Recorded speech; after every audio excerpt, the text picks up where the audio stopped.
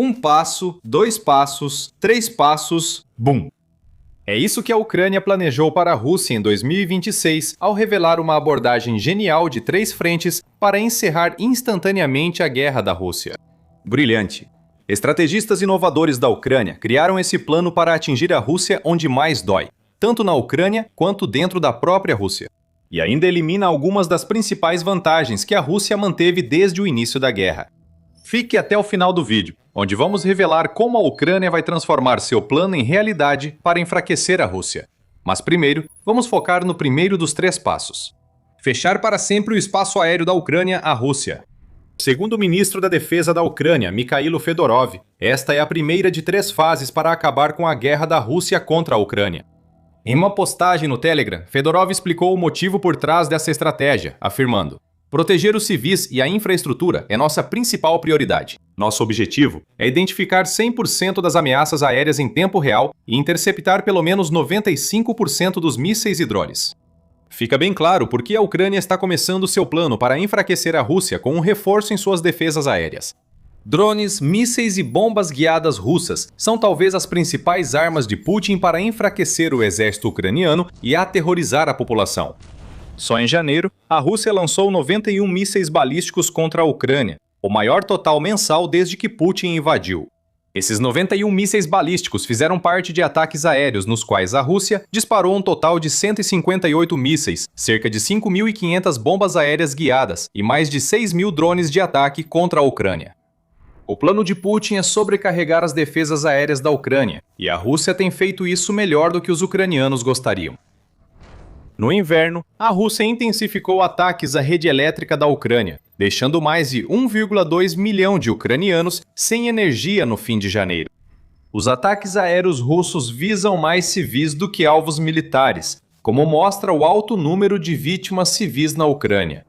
De acordo com dados coletados pelo Alto Comissariado das Nações Unidas para os Direitos Humanos, a Rússia causou 56.550 vítimas civis na Ucrânia até 31 de janeiro de 2026. Isso se divide em 15.172 civis mortos e 41.378 feridos, e esses são apenas os casos que a ONU conseguiu confirmar.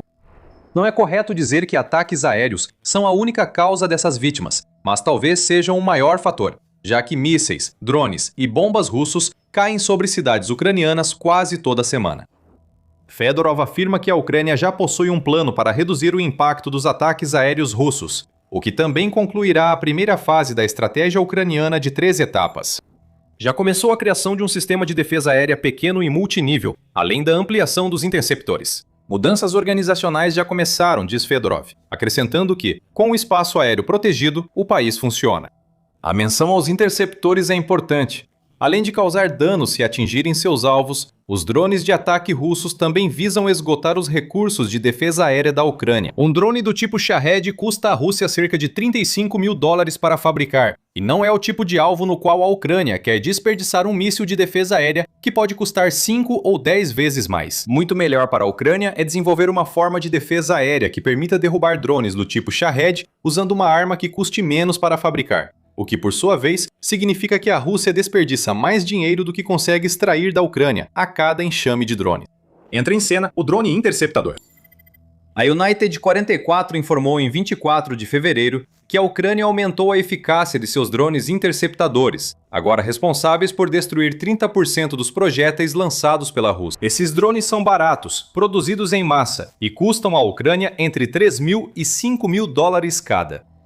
Em outras palavras, um interceptador que derruba um Shahed não só potencialmente salva um alvo dentro da Ucrânia, mas também custa à Rússia $35 mil. Multiplique isso por milhares de Shaheds destruídos e verá que a Ucrânia gasta pouco para causar grande prejuízo ao orçamento de guerra da Rússia. Isso pode ser só uma dica da terceira etapa da nova estratégia da Ucrânia. Mas antes, precisamos tratar da segunda etapa. Com os céus protegidos, idealmente a ponto de a Ucrânia conseguir uma taxa de interceptação de 95% dos projéteis russos, os civis e soldados ucranianos em terra podem trabalhar com um pouco menos de medo.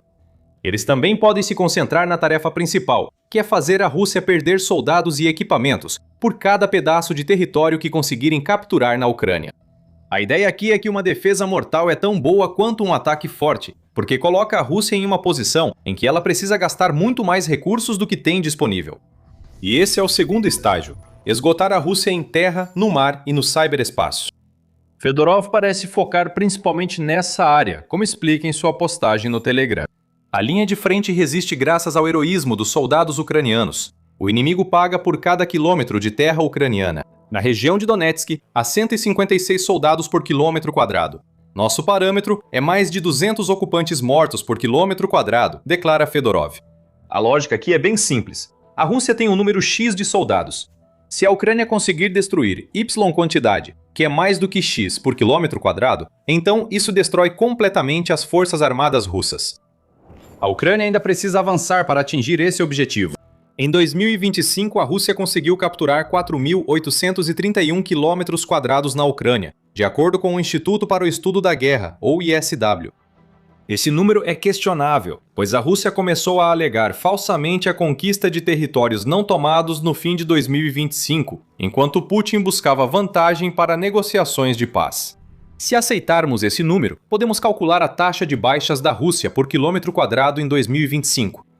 De acordo com o Centro de Estudos Estratégicos Internacionais, a Rússia sofreu cerca de 415 mil baixas no ano passado. Se dividimos esse número por 4.831, obtemos uma taxa de quase 86 soldados russos para cada quilômetro quadrado. Fyodorov quer mais do que o dobro dessa taxa. Isso é mesmo possível? Se os primeiros meses de 2026 servirem de referência, a Ucrânia pode já estar no caminho certo. Segundo o relatório do ISW de 20 de fevereiro, a Rússia conquistou 572 quilômetros quadrados da Ucrânia entre 1º de janeiro e provavelmente 19 de fevereiro, já que o ISW precisa de tempo para compilar o relatório antes da publicação. Isso representa 50 dias de guerra, com a Rússia ocupando 11,44 quilômetros quadrados da Ucrânia por dia. Multiplicando esse número pelos 31 dias de janeiro, você obtém 354,64 quilômetros. De acordo com a Al Jazeera, a Ucrânia estimou que a Rússia sofreu 31.680 baixas em janeiro. Mas uma conta rápida nos mostra que a taxa de baixas da Rússia por quilômetro quadrado conquistado agora está em 89,3. Não é um grande aumento em relação a 2025, mas é um aumento. É o primeiro passo para a Ucrânia avançar rumo às 200 baixas por quilômetro quadrado que Fedorov deseja ver. Há ainda uma reviravolta nessa história que revelaremos em breve. O ministro da Defesa da Ucrânia chama o número mágico de 200 de taxa de desgaste necessária para impedir que a Rússia avance em território ucraniano. Até 200 cada aumento nas baixas por quilômetro quadrado deve, ao menos, obrigar a Rússia a desacelerar. Ter objetivos ambiciosos não é um problema, e a Ucrânia sabe o que precisa fazer para tornar a invasão de Putin muito custosa para a Rússia, em termos de recursos humanos. Há indícios de que a Ucrânia está levando a Rússia a enfrentar decisões difíceis sobre recursos humanos. O recrutamento da Rússia parece estar colapsando. De acordo com o Telegraph, analistas ocidentais acreditam que a Rússia tem recrutado menos soldados do que tem perdido nos últimos 3 meses de guerra, até fevereiro. Segundo o veículo, a Rússia recruta cerca de 35 mil soldados por mês. Mas espere um segundo. Acabamos de dizer que a própria Ucrânia estimou que a Rússia perdeu 31.680. Se for assim, 35 mil recrutas mensais indicam que o recrutamento russo supera as perdas. Agora vem a reviravolta que citamos. Antes de aprofundar, você está assistindo ao The Military Show, onde mostramos o quadro completo, não só as manchetes. Inscreva-se no canal para ficar sempre atualizado. Há algo estranho na matemática que compartilhamos. 31.680 não é a taxa de baixas da Rússia em janeiro de 2026, e sim o número de mortos russos. Esses soldados foram totalmente eliminados do campo de batalha e estão fora de combate. Eles nunca mais vão voltar. Mortos. Quando você adiciona outras baixas, que incluem os feridos e soldados que foram feitos prisioneiros de guerra, a taxa de baixas da Rússia chega, na verdade, a cerca de 40 mil soldados por mês. Vamos incluir esse número nos cálculos anteriores. Se a Rússia perdeu 40 mil soldados pelos 354,64 quilômetros quadrados que conquistou em janeiro, assumindo que nossas médias estão corretas, isso coloca a taxa real de baixas da Rússia em 112,7 por quilômetro quadrado. Ainda não são a marca mágica de 200 que Fedorov quer, mas está muito mais perto. Se a Ucrânia ampliar a destruição das forças russas em 2026 A meta de 200 baixas por quilômetro quadrado pode deixar de parecer impossível e se tornar uma realidade sem resposta da Rússia. De acordo com Artem Belenkov, que é o chefe do Estado-Maior do formidável batalhão Nêmesis da Ucrânia, o objetivo da Ucrânia agora é expandir suas zonas de morte, que são as defesas infestadas de drones que já estão dizimando os soldados russos. O objetivo é aumentar o tamanho dessas zonas em 25 quilômetros, ou cerca de 15,5 milhas. Se os russos alcançarem nossa posição, estarão exaustos após caminhar 20 a 25 quilômetros, diz Belenkov à Euractiv. E é uma lógica simples. Cada quilômetro extra que os soldados russos têm que atravessar pelas zonas de morte cria mais tempo para que a Ucrânia possa encontrá-los e matá-los, antes que consigam chegar às posições fortificadas. A morte já aguarda a maioria dos russos que entram nessas zonas. Aumentar e tornar essas zonas mais letais ajudará a Ucrânia a se aproximar ainda mais de 200 baixas russas por quilômetro quadrado ocupado. Fyodorov traz mais ideias, explicadas em sua postagem no Telegram. Sabemos como chegar lá. Há uma lista de soluções e projetos, como melhorar o sistema de compras, concluir a reforma principal e transformar treinamento e comando com base em dados, afirma o ministro da Defesa da Ucrânia. Há uma transformação total na estrutura militar da Ucrânia em andamento. Se essa transformação gerar unidades mais eficientes, melhor uso de dados e aquisições mais rápidas, haverá ainda mais baixas russas. Cada uma dessas baixas custa dinheiro à Rússia, assim como a perda de equipamentos que frequentemente acompanha essas baixas. Isso nos leva à terceira fase da estratégia de 3 frentes, onde a Ucrânia intensificará o que já faz há meses, privar a Rússia dos recursos econômicos para lutar. Fedorov sabe tão bem quanto qualquer outra pessoa que a Rússia sempre pode comprar mais quando tem dinheiro. As bônus de alistamento podem ser aumentadas para atrair voluntários a assinarem contratos, pessoas que de outra forma ficariam bem longe da Ucrânia. O dinheiro permite à Rússia fabricar mísseis e armas usadas contra a Ucrânia. Cortar o fluxo de dinheiro para a Rússia impede o financiamento da invasão insana de Putin. A guerra segue porque a Rússia tem recursos para mísseis, drones, contratos com soldados e propaganda, afirma Fedorov. A razão pela qual a Rússia pode gastar tanto é seu recurso mais valioso, o petróleo. A terceira parte da estratégia de 3 frentes da Ucrânia é atuar com parceiros para atacar diretamente a frota sombra russa. A Rússia comercializa isso globalmente pela frota sombra, financiando a guerra. Se esse canal for cortado, os recursos da guerra caem muito. O que é preciso? Sanções mais rígidas, coordenação e ações conjuntas com parceiros no mar, além de estratégia contra a frota sombra, diz Fedorov. E ele está totalmente certo. A frota sombra tem sido a tábua de salvação da Rússia desde que Putin invadiu. Com as sanções, Putin montou uma frota de petroleiros antigos para a Rússia driblar restrições há anos. Os números da frota sombra são incertos, o que não surpreende pelo seu caráter. Em dezembro, a United 24 Media informou que a frota sombra conta com mais de 1.240 embarcações, que juntas transportam cerca de 69% de todo o petróleo russo exportado por via marítima para outros países. De acordo com o Centro de Estudos Estratégicos e Internacionais, a frota clandestina da Rússia gera entre 87 e 100 bilhões de dólares em receita por ano. Todo esse dinheiro pode ser tributado pelo Kremlin para alimentar o apetite voraz de Putin pela invasão da Ucrânia. Essa é a tábua de salvação econômica que a Ucrânia precisa cortar.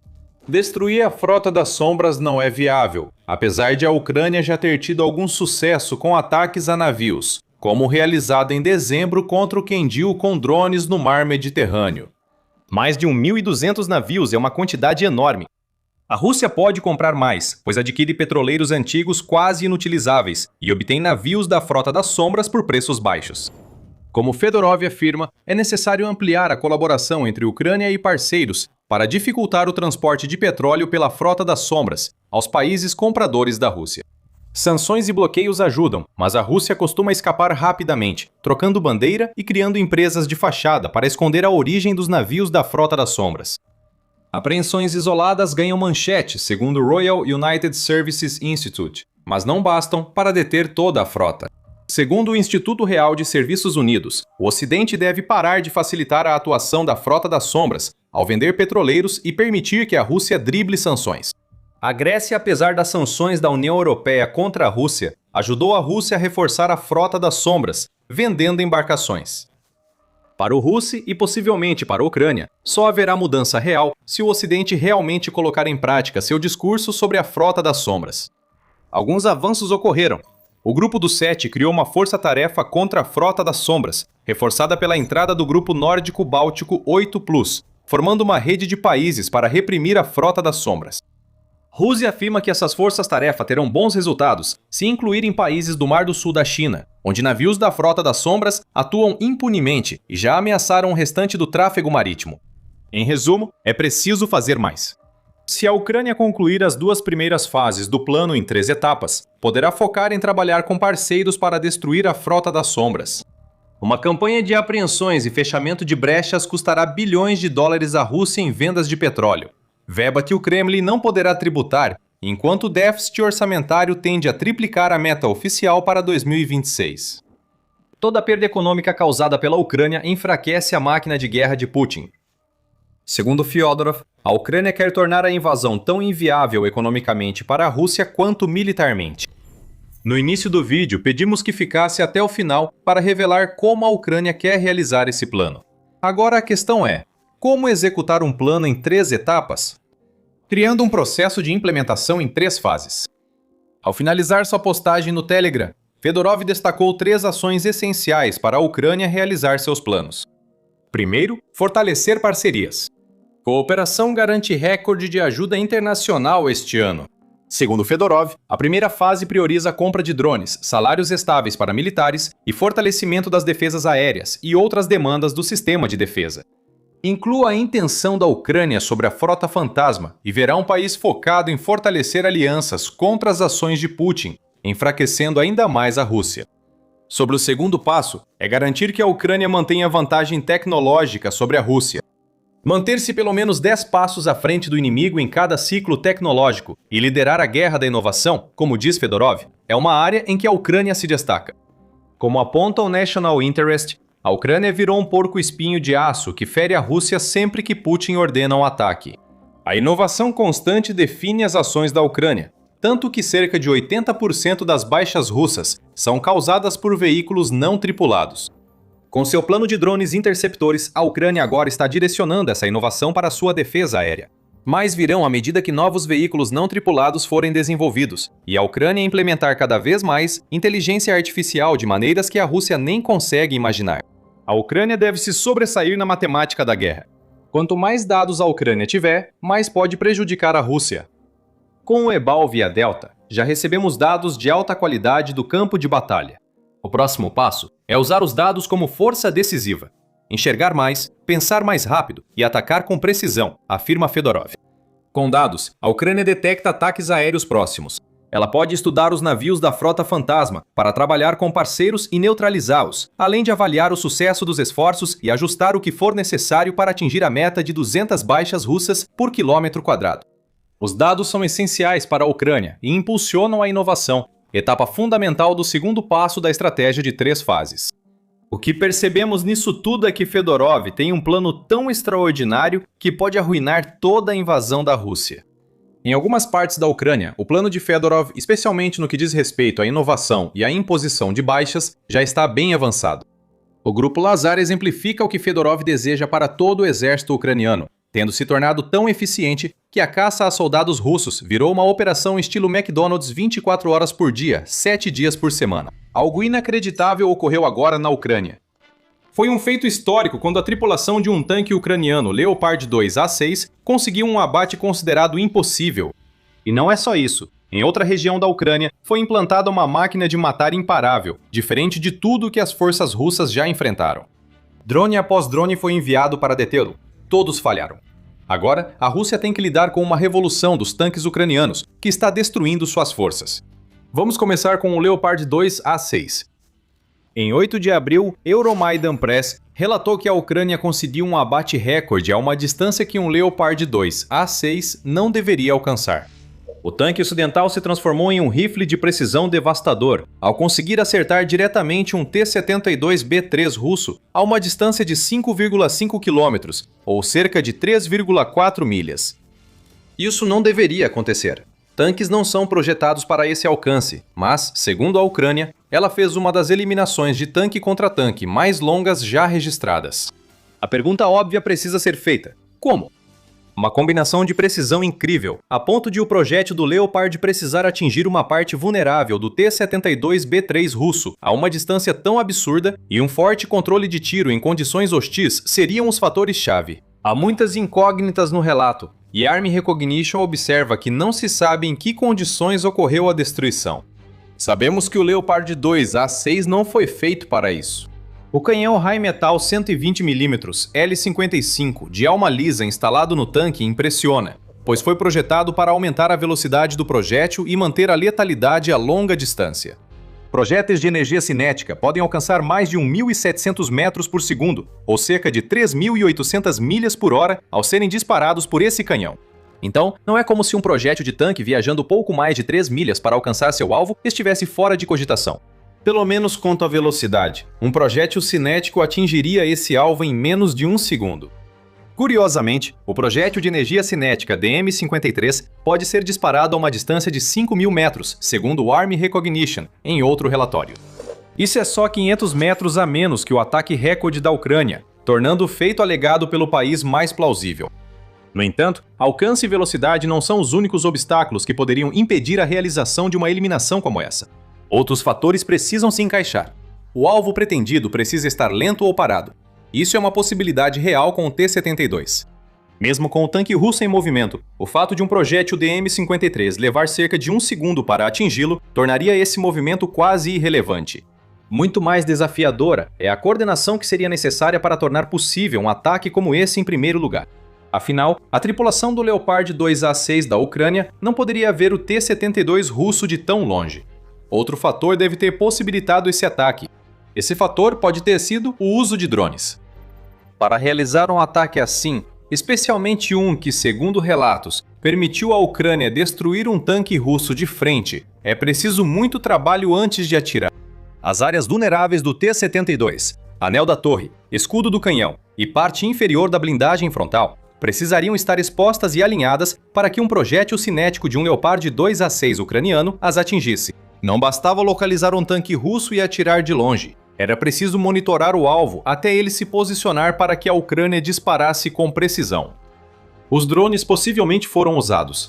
A Ucrânia provavelmente conseguiu o disparo usando drones de reconhecimento sobre o T-72 que a Ucrânia afirma ter atingido. Os operadores dos drones coletavam dados sobre a posição do tanque russo que precisavam ser enviados à tripulação do Leopard 2A6.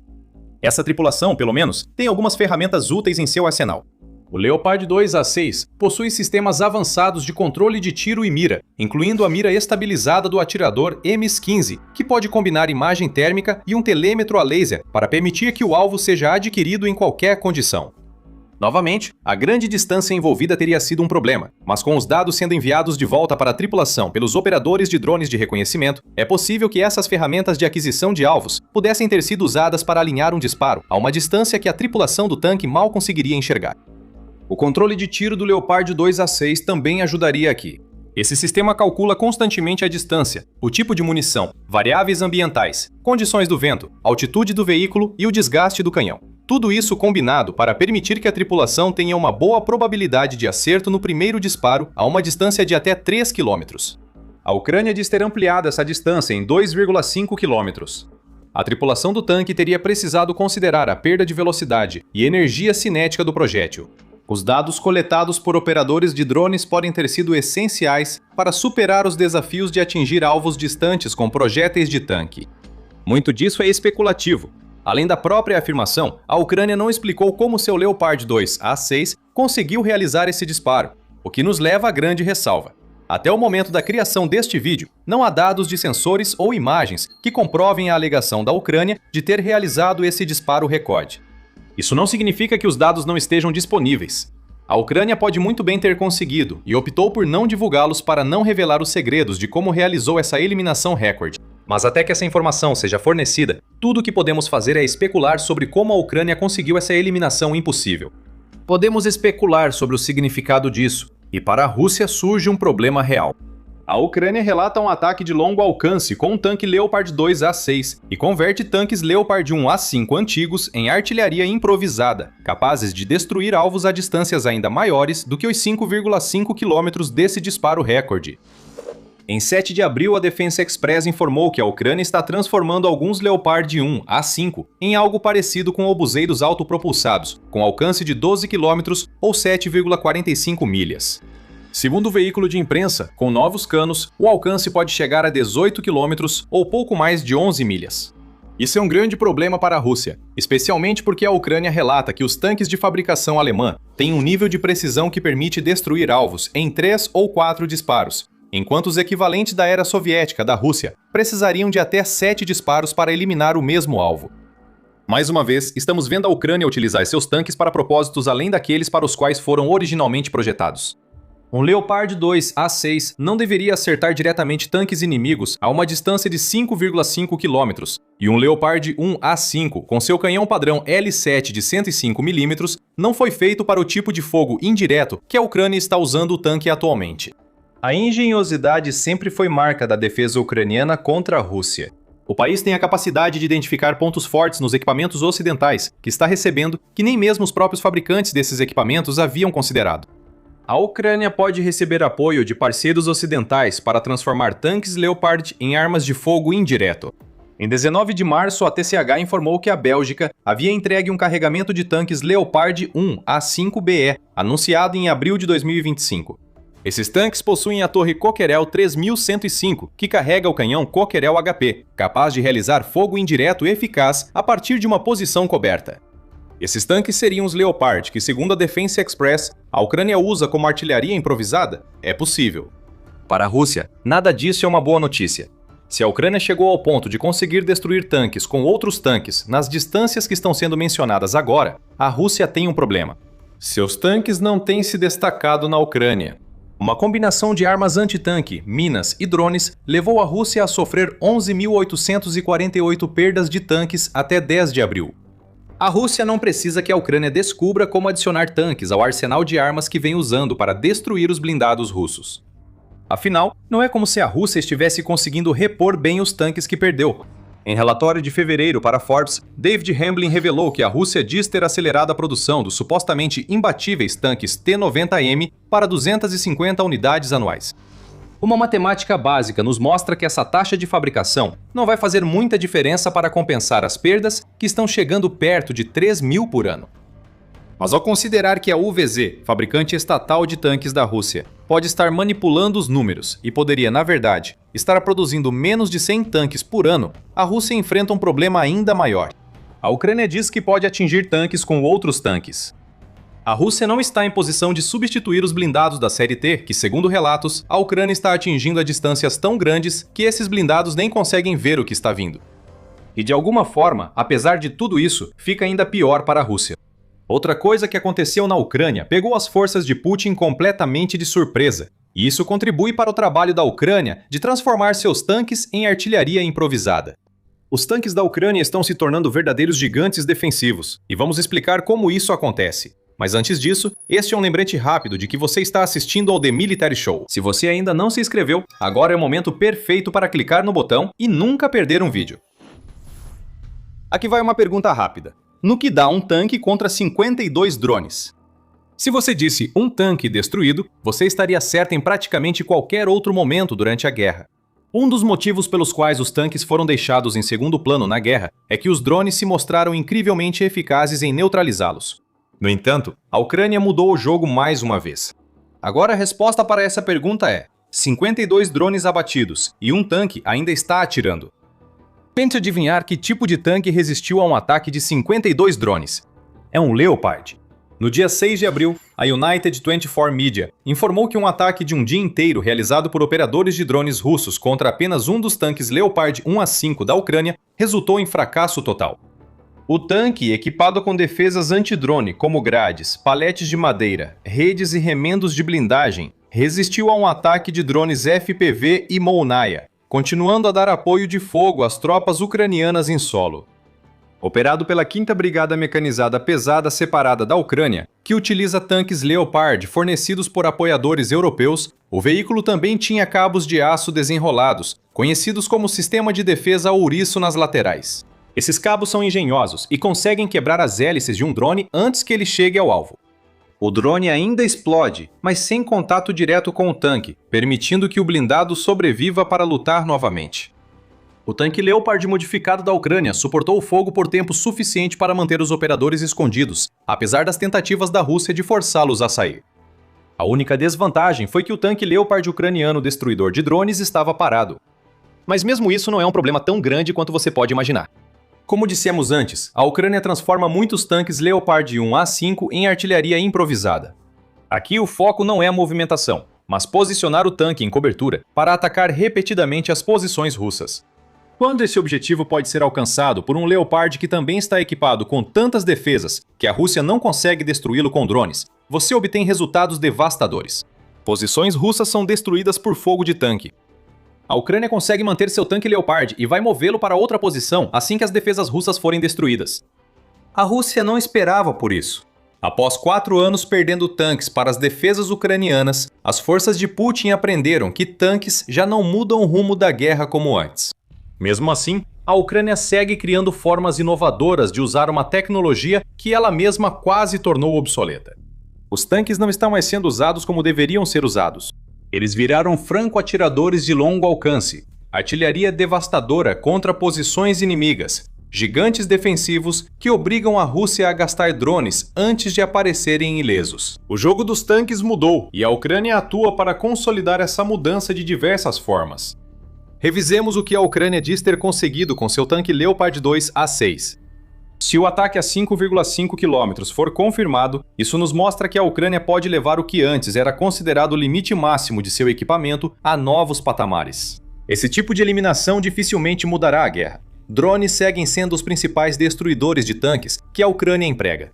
Mesmo assim, ter tanques Leopard que atingem blindados russos a longas distâncias com precisão é muito positivo para a Ucrânia.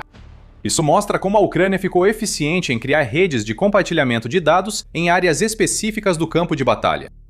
Se nossa análise estiver certa e drones estiverem envolvidos, a destruição recorde de um tanque pela Ucrânia mostra como a coleta de dados em tempo real no campo de batalha ficou eficiente para o país. A destruição em si foi excepcional.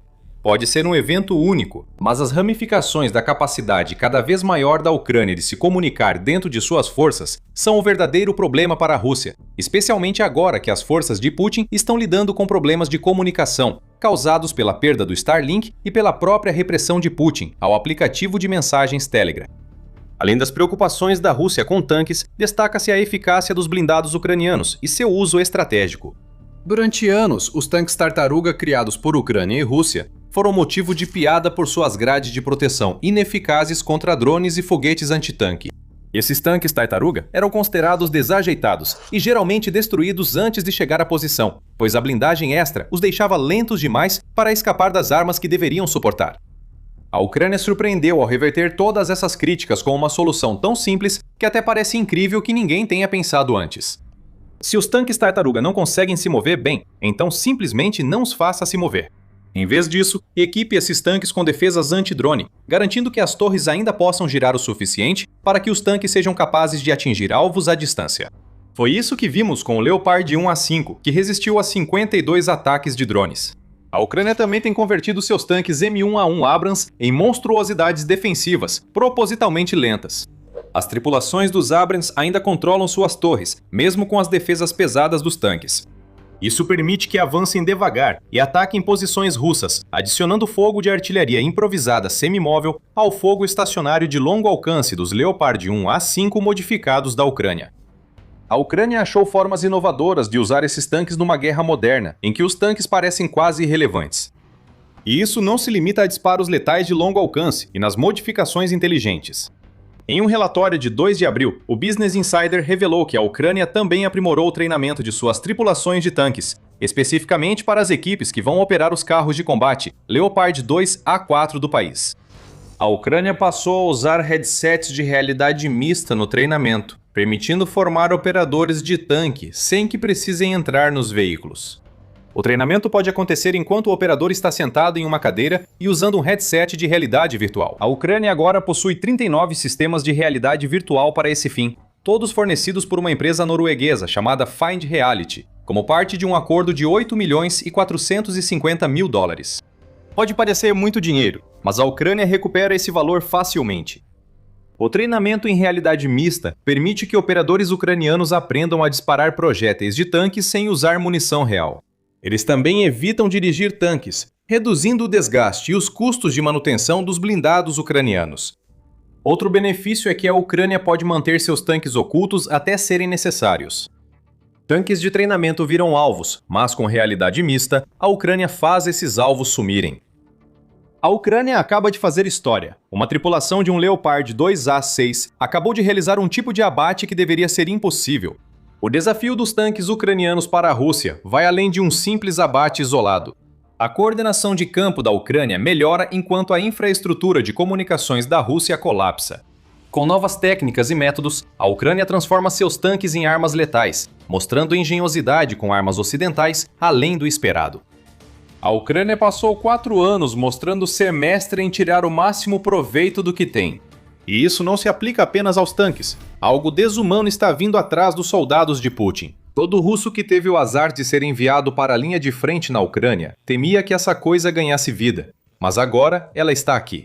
Mecânicas monstruosas, uma solução para o desafio de mão de obra que a Ucrânia enfrentou, está agora diante de nós, enquanto 25.000 máquinas insensíveis estão chegando para varrer a Rússia do mapa. O ministro da Defesa da Ucrânia, Mikhailo Fedorov, revelou o futuro do campo de batalha contra os fantoches de Putin. Em 18 de abril, Fedorov anunciou no Telegram que uma reunião com fabricantes de robôs terrestres na Ucrânia fez o Ministério da Defesa se comprometer a comprar 25.000 robôs até o fim do ano. Esses robôs estão sendo construídos agora e serão enviados à linha de frente assim que prontos. Este é um importante compromisso do Ministério da Defesa da Ucrânia e indica uma mudança crescente para a robótica, que analisaremos em breve. Por enquanto, basta saber que 25.000 robôs terrestres em 2026 significa que a Ucrânia vai adquirir o dobro dessas máquinas letais e salvadoras do que fez em 2025. O que isso nos mostra é que a fase de 2025, quando a Ucrânia estava experimentando robôs terrestres, evoluiu para um cenário em 2026 em que a Ucrânia aposta tudo nessa tecnologia. Não se trata mais de usar máquinas só para ajudar quando possível. A Ucrânia está construindo esses robôs em grande escala e faz isso com a clara intenção de substituir o máximo possível de seus soldados na linha de frente por robôs insensíveis, que podem ajudar a transformar o moedor de carne que ela já criou em um verdadeiro matadouro para os soldados russos. Fedorov tem um propósito nisso. Como disse em sua postagem, o ministro da Defesa da Ucrânia quer que toda a logística da linha de frente seja feita por sistemas robóticos. Isso é uma má notícia para a Rússia. Uma das principais estratégias de Putin sempre foi atacar a logística ucraniana, onde quer que ela esteja. Esse tipo de ataque tem o benefício óbvio de impedir que suprimentos e equipamentos cheguem onde precisam estar nas linhas de frente. Até agora, o benefício secundário era que bloquear suprimentos também barrava os soldados ucranianos, já que alguém precisa transportá-los. E esse tipo de tarefa costumava ser feita por soldados dirigindo comboios ou carregando suprimentos através de zonas de morte para levá-los até a linha de frente. Não é mais assim. Com o aumento da produção de robôs terrestres pela Ucrânia, soldados deixam de arriscar a vida para manter as cadeias de suprimentos. Os robôs farão tudo por eles, e isso significa que mais soldados da infantaria ucraniana podem ser reservados para manter uma defesa que está forçando Putin a perder cerca de 1.000 soldados todos os dias da guerra. Mais soldados disponíveis também significa que a Ucrânia pode realizar contra-ataques devastadores, libertando território em ritmo impressionante nos últimos meses. Portanto, 25.000 robôs terrestres em um ano fortalecem não só as artérias logísticas da Ucrânia. Isso faz com que mais soldados russos morram indiretamente, já que os soldados ucranianos podem ser empregados de formas melhores. O objetivo de Fedorov de ter toda a logística da linha de frente feita por robôs terrestres pode parecer irrealista, mas não deveria parecer. A Ucrânia está avançando para esse objetivo, principalmente em setores-chave da linha de frente, onde a logística é crucial. Já dissemos que 2025 serviu como ano de testes para os robôs terrestres da Ucrânia. Isso ficou evidente em Pokrovsk, onde a Rússia passou o ano todo atacando uma cidade que considera chave para tomar Donetsk. Em novembro de 2025, a Ucrânia ainda controlava parte de Pokrovsk e a defendia ferozmente, o que já era um sucesso para o país. A lógica dizia que Pokrovsk já deveria ter caído. E um dos motivos pelos quais a Ucrânia conseguiu manter essa cidade por tanto tempo e ainda hoje continua lutando contra as forças russas no setor de Pokrovsk é que robôs terrestres estavam desempenhando um papel enorme. De acordo com a BBC, os mesmos robôs que Fedorov anunciou que a Ucrânia irá construir, 25 mil unidades em 2026, foram responsáveis por cerca de 90% de toda a logística de linha de frente em Pokrovsk até novembro do ano passado. Em 2026, a Ucrânia realiza mais operações com robôs terrestres do que nunca. No primeiro trimestre do ano, a Ucrânia realizou 21.500 missões usando seus robôs terrestres, sendo que 9.000 dessas missões ocorreram somente em março. Tem havido um aumento consistente no número de operações envolvendo essas máquinas, o que mostra que a Ucrânia não está apenas aprimorando sua capacidade de expandir o desenvolvimento e o uso de seus robôs, mas que a Rússia também está tendo dificuldades para lidar com eles.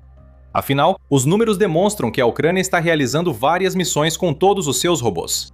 Se a meta de 25 mil para 2026 é o dobro do número de robôs terrestres construídos em 2025, isso significa que a Ucrânia tinha cerca de 12.500 dessas máquinas no início deste ano. 21.500 missões já foram realizadas, e esse número continua aumentando. A Ucrânia provavelmente não possui tantos robôs terrestres ativos. A Rússia enfrenta dificuldades para fazer algo a respeito disso. Em novembro, a BBC destacou que robôs terrestres são bem mais difíceis de detectar do que tropas ou grandes veículos transportando suprimentos. Esses robôs podem ser operados longe da linha de frente, protegendo os soldados, e são mais difíceis de bloquear por guerra eletrônica do que drones aéreos que atuam nas zonas de morte ucranianas.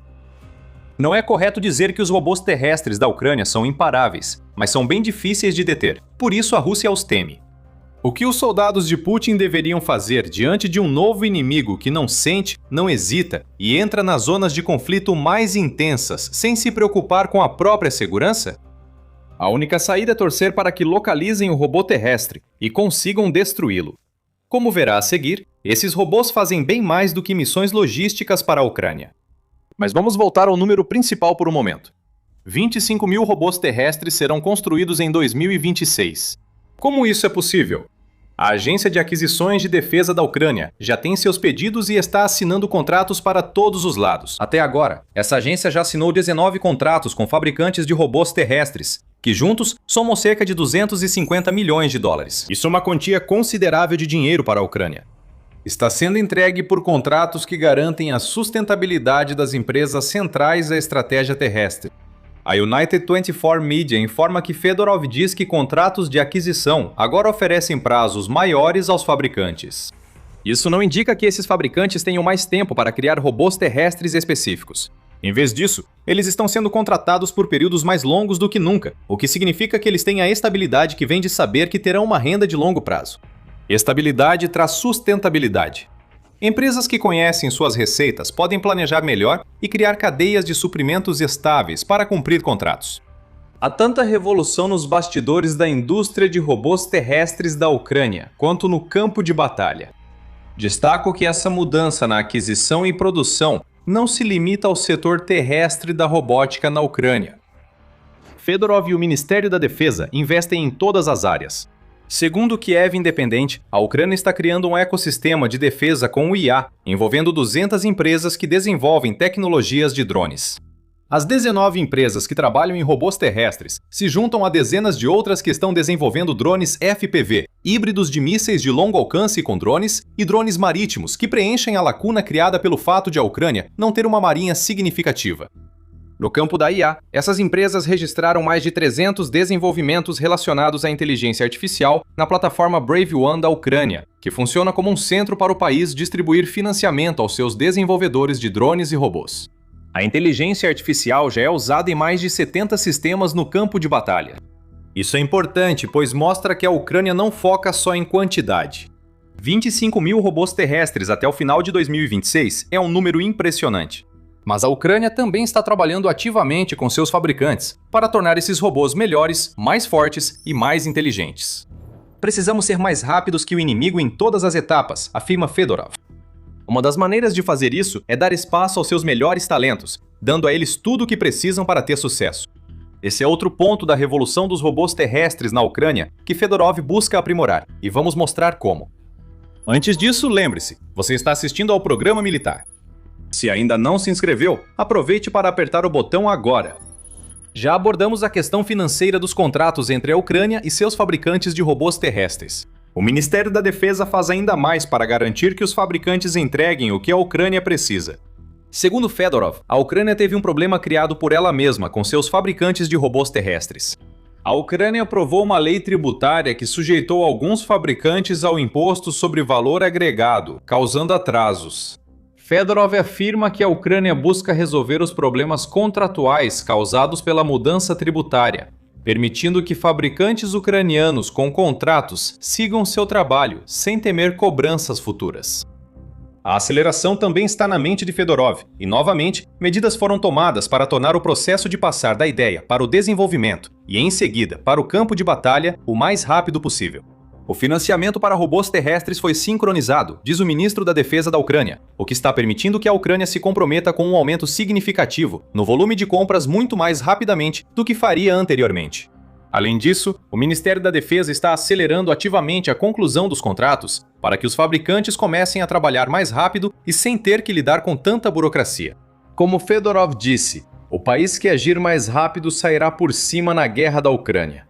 Claro, nada disso significa muita coisa se os soldados que vão ser encarregados de usar os novos robôs terrestres que a Ucrânia está desenvolvendo não conseguirem operá-los. Fedorov também já pensou nisso.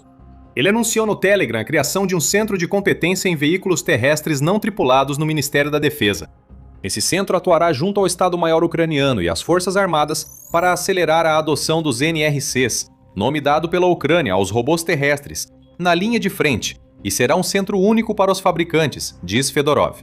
A Ucrânia centraliza o treinamento e testes de robôs terrestres para tornar ambos os processos mais sistematizados e rápidos. Resumo: a velocidade controlada na implementação e desenvolvimento é essencial. A Ucrânia domina ambos.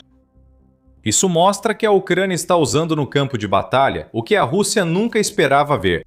Os robôs terrestres já estão aqui e estarão em número ainda maior até o final de 2026. Um exército de 25 mil robôs está se formando como força desumana para eliminar a Rússia. Mas a maneira como isso vai acontecer pode não ser como você espera. Robôs terrestres podem lutar, e em breve daremos um exemplo. Mas seu principal papel no campo de batalha é dar à Ucrânia algo de que ela precisa desde que Putin lançou a invasão: um alívio para a falta de efetivo. Vamos voltar para Pokrovsk por um momento. Mais cedo dissemos que os robôs terrestres da Ucrânia já estavam cuidando de 90% da logística nesse centro, o que significa que o risco para a infantaria ucraniana foi reduzido. Isso é absolutamente verdade, no entanto. Um aspecto pouco valorizado do uso de robôs terrestres em Pokrovsk e outras zonas de conflito é que eles dão à Ucrânia opções que ela não teria de outra forma. Fala-se muito sobre as zonas de morte da Ucrânia, que agora chegam a 145 quilômetros além das linhas de frente em alguns pontos. No entanto, a Rússia também tem suas próprias zonas de morte, e as utilizou para cortar o apoio da retaguarda dos soldados ucranianos em diversas ocasiões. Pokrovsk foi uma dessas situações. Como observa a BBC, unidades inteiras de soldados estavam sendo isoladas de suas linhas de suprimento pelas tentativas da Rússia de cercar Pokrovsk. Sem robôs terrestres em Pokrovsk, os soldados ucranianos não teriam resistido muito. Seus suprimentos acabariam e a pequena janela para a retirada fecharia totalmente. Robôs terrestres atravessam zonas de morte criadas pela Rússia de formas inacessíveis a soldados e veículos comuns. Alguns desses robôs são pequenos e cabem em ciclovias, mesmo carregando suprimentos, permitindo rotas inviáveis para veículos grandes. E com uma coloração que combina com o ambiente, junto com a capacidade de se esconder e permanecer inativo quando ameaças são detectadas, os robôs terrestres também são mais confiáveis quando se trata de realmente entregar suprimentos na linha de frente de forma consistente. Esta é a robotização da infantaria da Ucrânia, com certeza. E essa robotização também está abrindo oportunidades inéditas, que não existiam antes de os robôs terrestres se tornarem comuns no campo de batalha. Dito isso, não podemos ignorar o impacto significativo que mais robôs terrestres terão na infantaria ucraniana. É sabido que a Ucrânia tem grande desvantagem de efetivo frente à Rússia. Mesmo que não houvesse desafios para recrutar e conscrever soldados para sua defesa, a Ucrânia ainda estaria lidando com uma nação que tem uma população cerca de 4 vezes maior que a da Ucrânia. Os robôs terrestres da Ucrânia auxiliam o país a superar a diferença de efetivo de diversas formas. Segundo o El País, eles vão além da logística. Muitos são usados para levar remédios à linha de frente e evacuar soldados para a retaguarda. Vidas estão sendo salvas ativamente por esses robôs que poderiam ter sido pedidas de outra forma. Um soldado salvo pode voltar à luta. Mesmo que não volte, a Ucrânia mantém baixa a taxa de baixas e mostra que trata seus soldados de forma diferente de Putin. Há relatos de que a Rússia evita arriscar equipamentos para evacuar soldados desde maio de 2022, como noticiado pela Newsweek. Ver a Ucrânia usando robôs terrestres para evacuações deve abalar o moral dos capachos de Putin na linha de frente. Putin não permite que a Rússia evacue feridos, enquanto a Ucrânia desenvolve novas tecnologias para salvar soldados. Ainda assim, o efetivo é um problema para a Ucrânia. Segundo o artigo da Fundação Carnegie de 17 de março, a Ucrânia sofre falta grave de efetivo em toda a linha de frente. Esses problemas são agravados pela redução no recrutamento de voluntários e pelo compreensível cansaço de guerra entre os soldados da linha de frente, que estão servindo há meses ou até anos. O Independente destaca que a Ucrânia enfrenta problemas com o alistamento militar obrigatório, pois 2 milhões de cidadãos evitam o alistamento para não arriscar a vida contra a Rússia. A Ucrânia enfrenta desafios com soldados ausentes sem autorização. Cerca de 290 mil processos foram abertos nos tribunais da Ucrânia contra soldados ausentes desde 2022, segundo o jornal Independente. Em seu artigo, a Fundação Carnegie afirmou que uma das alternativas que a Ucrânia poderia adotar para aliviar seus problemas de efetivo seria tratar o pessoal como um elemento dentro de uma estrutura militar muito mais ampla, em vez de considerá-los como recursos isolados. O ponto-chave é transformar pessoas em poder de combate, papel dos robôs terrestres da Ucrânia. Esses robôs transportam mais que qualquer soldado, intimidam o inimigo e são operados por soldados distantes da linha de frente. Liderança, treinamento, organização e doutrina devem se unir para formar uma unidade eficaz. E com o equipamento certo, isso permite que a Ucrânia aproveite ao máximo recursos limitados. Uma unidade de 10 soldados é vulnerável contra a Rússia, mas com robôs terrestres e drones aéreos, torna-se perigosa. A Ucrânia já entendeu esse fato e agora tem a tecnologia para construir robôs terrestres que estão ativamente ocupando o lugar de soldados, que antes estariam posicionados na linha de frente. O resultado é que as baixas já caíram até 30%. E essa porcentagem deve crescer, já que a Ucrânia vai construir o dobro de robôs terrestres em 2026 em relação ao ano anterior. Os problemas de mão de obra na Ucrânia estão sendo resolvidos, enquanto a Rússia enfrenta uma perda de pessoal ainda maior. Putin realmente trata seus soldados como recursos. O líder da Rússia e seu exército não tentam criar nada parecido com a abordagem holística de combate para a qual os robôs terrestres da Ucrânia contribuem. É por isso que a taxa de baixas da Rússia está aumentando, enquanto a taxa da Ucrânia está diminuindo. A Rússia agora está perdendo 316 soldados para cada quilômetro quadrado que captura, em algumas regiões da Ucrânia, segundo a LBC. O veículo informa que as baixas russas superam o recrutamento durante todo o ano de 2026. Essas são as mudanças que a Ucrânia precisa para vencer a guerra contra a Rússia. Fedorov entende isso e, por isso, uma de suas primeiras ações como ministro da Defesa da Ucrânia em 14 de janeiro foi focar em robôs terrestres. 25 mil novos robôs terrestres em 2026 fazem parte das amplas mudanças promovidas pelo ministro da Defesa ucraniano na forma como as forças armadas do país são administradas. Embora esses robôs ainda sejam usados principalmente para logística e evacuação, o investimento contínuo em tecnologia permite que a Ucrânia encontre usos inesperados para eles. Imagine 2 homens sentados em um escritório confortável em algum lugar, tomando bebidas energéticas, rolando listas de tarefas e de vez em quando saindo para fumar um cigarro. Eles podem parecer programadores fazendo um turno extra em qualquer lugar do mundo, mas isso é a Ucrânia, e eles são pilotos de drones. Eles matam soldados russos do outro lado de uma tela de computador, no conforto de uma mesa, a quilómetros dali. A Ucrânia mudou completamente o jogo, e de mais de uma maneira. Ela transformou a guerra em algo que se parece muito com um videogame. E o melhor de tudo é que está vencendo por causa disso. Só essa imagem já deveria te dizer algo profundo sobre o quanto essa guerra mudou. Quando a Rússia lançou a invasão lá em 2022, as estratégias iniciais pareciam familiares. Colunas de tanques avançando com o apoio de ataques massivos de artilharia e uma quantidade esmagadora de soldados. Afinal, a Rússia tinha cerca de 190 mil soldados reunidos perto das fronteiras da Ucrânia, de um efetivo ativo de quase 900 mil. A Ucrânia tinha cerca de 160 mil soldados ativos para segurar a linha. Então, não dá para culpar a Rússia por esperar uma vitória rápida, decisiva e convencionalmente superior. Mas algo curioso aconteceu no caminho para esse blitzkrieg esperado. Drones. 3 anos depois, a guerra virou uma disputa exaustiva e tecnológica com drones, onde o melhor operador pode causar mais danos em um turno do que uma coluna blindada em uma semana. Não se engane, a Rússia ainda tem vantagem numérica, ainda tem a artilharia. Suas forças ativas, na verdade, cresceram para algo entre 1,2 e 1,5 milhão desde o início da invasão, com cerca de 600 mil destacados para a Ucrânia. Enquanto isso, a Ucrânia reuniu cerca de 880 mil soldados por meio de leis de mobilização agressivas que permitem o recrutamento de qualquer pessoa entre 25 e 60 anos. A matemática ainda favorece a Rússia no papel. No centro dessa mudança estão duas tecnologias, os drones mencionados anteriormente e o serviço de internet via satélite Starlink. Esta última ajuda diretamente os primeiros a eliminar quase totalmente as desvantagens das operações com drones. Veja, as equipes tradicionais de drones precisavam permanecer a cerca de 24 a 32 km de seus alvos. Para manter a proximidade, eles montavam bunkers improvisados perto da linha de frente e usavam camuflagem para evitar ataques russos de artilharia e drones. Era um trabalho perigoso e exposto, agravado pela necessidade de realizar missões ofensivas, vigilância, reconhecimento e apoiar outros drones no campo de batalha.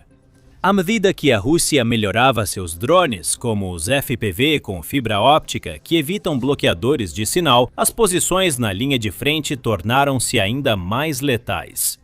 Mas a unidade Nemesis, anteriormente conhecida como 412º Regimento Separado de Sistemas Não Tripulados, foi uma das primeiras a fazer uma pergunta simples, mas revolucionária. E se os pilotos não precisassem estar perto da linha de frente? Isso nos remete ao Starlink. Ao integrar um terminal de satélite diretamente no drone, prendendo fisicamente a antena no topo da aeronave, os drones poderiam se conectar à internet e ser controlados de literalmente qualquer lugar do mundo com uma conexão estável. Como um dos desenvolvedores dos drones da unidade Nemesis afirmou, ao decidir usar o Starlink, o problema do horizonte de rádio sumiu. A distância entre o operador e drone quase não tem mais importância. Ao aumentar o alcance efetivo, a integração com o Starlink mudou todo o modelo operacional e o cálculo de risco e recompensa para a Ucrânia. Uma equipe em solo deve ficar próxima da linha de frente para lançar, manter o drone ou recarregar munições. Mas os próprios pilotos podem estar do outro lado do país. Um operador em Kiev pode, de um escritório aquecido, lançar 3 a 4 projéteis por missão enquanto está sentado à mesa com um smoothie. Um soldado devidamente treinado pode ser acionado só para rearmar o dispositivo e garantir que a posição defensiva continue protegida e oculta. A afirmação sobre o alcance foi registrada por repórteres do Kiev Independent que passaram uma noite com 2 operadores do Nemesis em um escritório seguro na Ucrânia, observando-os realizar missões de combate ao vivo em 2 monitores Dell. Oleg era cinegrafista antes da guerra. Anton era engenheiro em uma fábrica de concreto. Ambos se voluntariaram no início de 2022 e acabaram realizando missões bem dentro de território controlado pela Rússia. Tudo isso de uma cadeira de escritório, atrás de uma ampla zona de amortecimento, sem projéteis de artilharia assobiando por cima. Agora, antes de falar sobre o que Nemesis conquistou, vale a pena dedicar um minuto para entender como essas máquinas realmente operam atualmente. Há grande diferença entre um drone solta uma bomba em um tanque e toda a tecnologia que permite isso. O drone Nemesis e seus modelos mais recentes, como Vampir e Kajan, são grandes quadricópteros ou hexacópteros com 4 ou 8 rotores sincronizados para levantar cargas pesadas. O Nemesis tem mais de 1 metro de largura entre seus 4 motores. Diferente dos drones comerciais adaptados usados no início da guerra para ataques kamikaze, o Nemesis foi desenvolvido especialmente como plataforma de ataque, com especificações adequadas. A aeronave transporta cerca de 11 kg de explosivos em um sistema de suspensão externa montado sob a estrutura. O mecanismo de liberação é simples e elegante, composto por uma cinta com anel de travamento que fixa cada munição. Quando o operador aciona a liberação, o travamento se solta, o anel cai e a munição despenca. O conteúdo real e a divisão das munições podem ser separados em 2 explosivos maiores para alvos fortificados ou até 8 cargas menores para veículos leves e pessoal. Algumas configurações também permitem que o drone carregue minas anti-tanque, semeie remotamente estradas ou caminhos de veículos com explosivos e retorne à base. Se necessário, essas minas anti-tanque são ótimas cargas lançadas do ar, capazes de destruir tanques antigos, como a Rússia tem usado cada vez mais nos últimos anos. A velocidade do drone também surpreende, com velocidades máximas entre 64 e 80 km por hora, dependendo do peso da carga. Como você pode imaginar, cargas mais pesadas significam menor velocidade, alcance e manobrabilidade, o que faz com que o gerenciamento das operações precise equilibrar entre ser letal e ser rápido. A navegação do drone usa sistemas de GPS e links via satélite, com a integração do Starlink como espinha dorsal das comunicações. Eles usam um link de rádio COFDM de alta largura de banda conectado a uma estação terrestre móvel do Starlink ou a outro drone, um drone-mãe, por assim dizer, voando em alta altitude nas proximidades. Mas a ferramenta mais importante no kit do operador é a câmara termal. A maioria das missões ocorre à noite, pois a imagem térmica é mais eficaz no escuro, destacando assinaturas de calor em um fundo frio. O operador observa o campo de batalha em imagens térmicas preto e branco, onde motores ou pessoas quentes aparecem como formas brancas brilhantes e áreas frias como cinza. Então, identificar um veículo blindado, um posto de comando ou um grupo de soldados escondidos exige olhos treinados, capazes de interpretar o que estão vendo e agir rapidamente. Por isso, o treinamento dos operadores é intenso. O Ministério da Defesa da Ucrânia deixou claro o que é preciso para operar essas plataformas. Os alunos em treinamento fazem exercícios intensivos com óticas térmicas e visão noturna, treinando para identificar alvos camuflados e posições ocultas em condições realistas de batalha. A equipe de solo deve ser treinada em manuseio de explosivos desde o início, pois acopla constantemente munições reais a pequenas aeronaves em operação que exigem cuidado até a decolagem. Enquanto os soldados são uma escolha natural para a equipe de solo, a Ucrânia conseguiu recorrer a uma fonte surpreendente de talentos para o lado dos operadores: gamers. Quem tem experiência em jogos de tiro em primeira pessoa pode se adaptar mais facilmente ao controle de um drone, devido à coordenação motora para movimentos rápidos. Não surpreende que a necessidade de feedback tátil para pilotar drones tenha levado a Ucrânia e Rússia a adotarem controles de videogame como principal meio de operá-los. Quando a missão dá certo, é mais ou menos assim. O drone ganha altitude, o visor térmico é ativado. O navegador obtém as coordenadas do alvo pelo pacote de informações. O operador posiciona o drone sobre o alvo e calcula a trajetória da munição, considerando altitude, velocidade e vento. Então, o ataque em si é simplesmente acionar o gatilho de uma das munições no momento exato. O explosivo cai, o drone se afasta e esse drone, ou até mesmo outro drone, confirma o acerto na transmissão antes de se preparar para a próxima missão. Todo o processo, do lançamento à confirmação do ataque, pode ocorrer em menos de uma hora. Quando pilotos operam a noite toda, de um escritório seguro a centenas de quilômetros, isso pode ocorrer diversas vezes por turno, com várias trocas de equipe de solo sem que operadores cheguem perto da linha de frente. Esse é o novo ritmo da guerra. Não são ataques de trincheira ou colunas de tanques, mas sim missões noturnas diante de uma tela, realizadas por um operador de joystick sem risco de artilharia inimiga. As consequências dessa capacidade vão além de uma missão impressionante. Reflita sobre o impacto na vantagem estratégica da Rússia.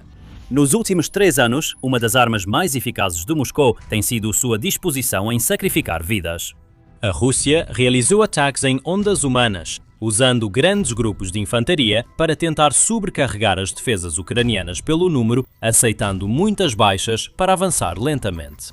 Essa estratégia funciona, em um sentido sombrio, porque a Rússia tem população para sustentá-la. A Ucrânia não tem. Agora, se você quiser aprender mais sobre as táticas russas e por que exatamente elas estão falhando, não deixe de se inscrever no The Military Show. Temos dezenas de vídeos sobre o tema, com estatísticas detalhadas e os principais motivos que apontam a economia e a política rígida da Rússia como culpadas. Voltando à Ucrânia, se ela operar frotas inteiras de drones operados remotamente, elimina uma das principais ferramentas de coerção da Rússia. Não é possível desgastar drones com artilharia, nem ameaçar pilotos fora de alcance. Isso muda a equação do custo humano. O 412º Regimento Nemesis já demonstrou isso em grande escala. A unidade foi formalmente estabelecida em dezembro de 2023 e recebeu uma missão específica: destruir sistemas de defesa aérea russos, interromper rotas logísticas e eliminar a artilharia. Essencialmente, era eliminar alvos de alto valor em áreas atrás das linhas russas, atingindo locais que a Rússia julgava seguros. No início de 2025, a unidade já havia realizado mais de 10.000 missões de combate. Essas missões resultaram em mais de 1.000 alvos destruídos confirmados e danos a mais de 5.500 outros. Mais de 2.000 minas foram implantadas remotamente usando apenas os drones. Só em janeiro de 2025, o regimento afirmou ter destruído mais de 100 equipamentos. De forma mais ampla, relatou mais de 1.000 alvos destruídos confirmados em suas primeiras 10.000 missões, destacando a escala e a consistência de suas operações ao longo do tempo. A artilharia tem sido o foco principal do regimento e os números refletem isso. Desde o início de 2024, o 412º Regimento Nemesis atingiu 2.500 obuseiros e canhões russos. Essa é uma campanha sistemática e implacável contra a principal capacidade de fogo indireto da Rússia e exatamente o sistema de armas que vem desgastando as posições defensivas ucranianas há 3 anos. Os ataques que mais se destacaram foram contra as defesas aéreas russas, sistemas usados pela Rússia para proteger suas forças de aeronaves e mísseis ucranianos. Só em agosto de 2025, Nemesis destruiu 2 sistemas de mísseis antiaéreos Tor, um lançador Buk e seu radar. As perdas russas estimadas só nesse mês de operações de 80 a 90 milhões de dólares. E o regimento continuou encontrando maneiras inovadoras de eliminar completamente a ameaça russa. No início de 2025, Nemesis destruiu 60 drones de ataque russos Shahed e Gerbera, usando drones interceptadores experimentais próprios de $1.000. Basicamente, são drones caçando drones, sem risco de vida humana no processo. Para contextualizar, um Shahed custa cerca de $150 mil. A lógica econômica dessa troca é quase absurda. Em menos de 2 anos, a unidade passou de batalhão a brigada. Responsável por cerca de 20% dos ataques confirmados a sistemas de defesa aérea russos em território ocupado e pela destruição de equipamentos inimigos avaliados em cerca de $3 bilhões. E então, há outro aspecto, onde isso se conecta a algo que a Ucrânia vem construindo silenciosamente em paralelo. Um sistema que faz todo o ecossistema de drones operar como um jogo competitivo. O Ministério da Transformação Digital da Ucrânia criou o programa de bónus Exército de Drones, um sistema de pontos que recompensa eliminações confirmadas no campo de batalha. Você pode ganhar 6 pontos por um soldado inimigo, 20 pontos por danificar um tanque, 40 pontos por destruir um, até 50 pontos por eliminar um sistema móvel de foguetes, dependendo do calibre. Estes números são ajustados conforme a liderança ucraniana identifica a ameaça mais urgente na linha de frente de 600 milhas. Os pontos servem para solicitar novos equipamentos, recargas de munição ou apoiar o treinamento de mais operadores de drones. Ao pontuar, cada unidade de drones vê em tempo real quais alvos são mais comuns no campo de batalha e como suas táticas se comparam às defesas da Rússia. E os resultados podem ser impressionantes, como Mikhailo Fedorov, ministro da Transformação Digital da Ucrânia, explicou diretamente. Aumentamos o número de pontos pela eliminação de soldados de infantaria de 2 para 6, e isso dobrou o número de inimigos eliminados em um mês. Apenas mudando um número na planilha, a Ucrânia dobrou sua taxa de eliminação de soldados de infantaria. Sem novos equipamentos, sem novas táticas, sem novas ordens, apenas mudando o incentivo. Os pontos são usados diretamente em um sistema de mercado digital que a Ucrânia criou chamado Brave One, essencialmente descrito por autoridades como a Amazon para as Forças Armadas. Uma equipe de alto desempenho como Magyars Birds já acumulou mais de 16 mil pontos, o suficiente para comprar centenas de drones FPV e dezenas de bombardeiros mais pesados, todos escolhidos pelos próprios operadores com base no que funciona em seu setor específico. O relevante para o modelo de guerra remota habilitado pelo Starlink não são só os pontos, mas o que o sistema revela e recompensa. Porque cada baixa confirmada exige a documentação em vídeo para que os pontos sejam contabilizados. A Ucrânia está criando o banco de dados mais completo de operações de combate com drones já reunido.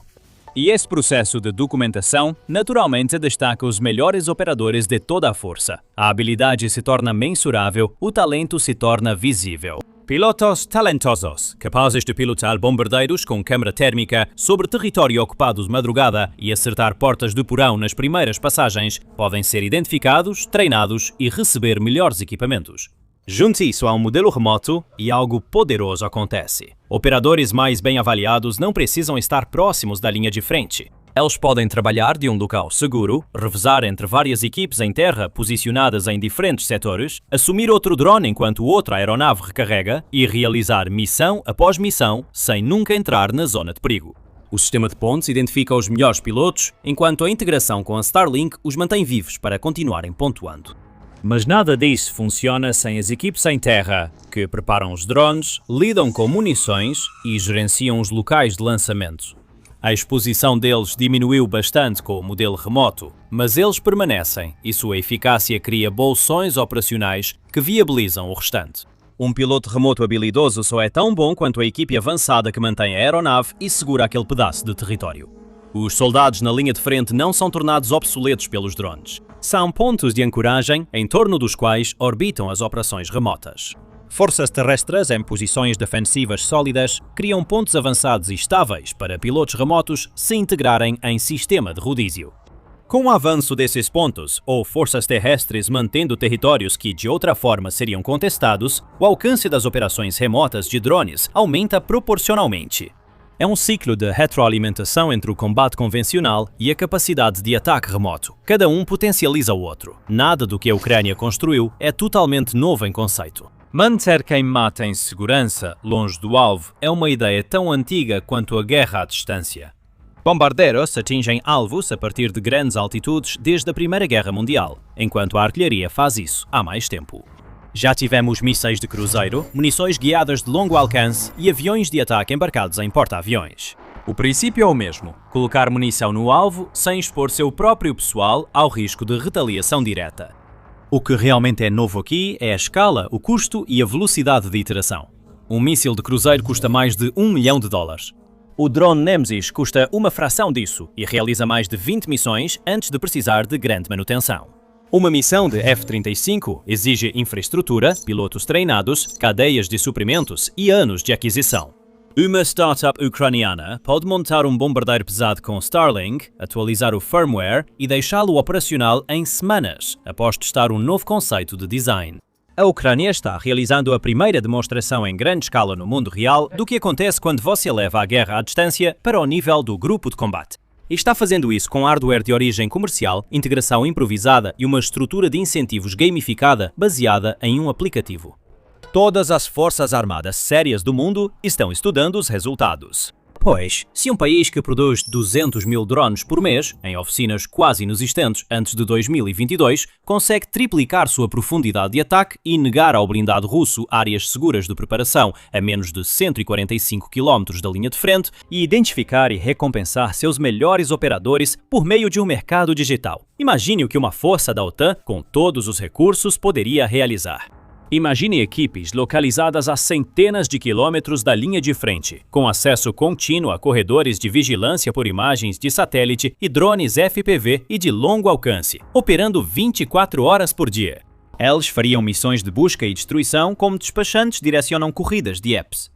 Mas por enquanto a Ucrânia está vivendo uma versão preliminar desse futuro, com alguns caras sentados em um escritório confortável em algum lugar do interior, em frente a 2 monitores Dell, abatendo soldados russos e tentando bater o recorde. O jogo mudou. A Ucrânia percebeu isso cedo.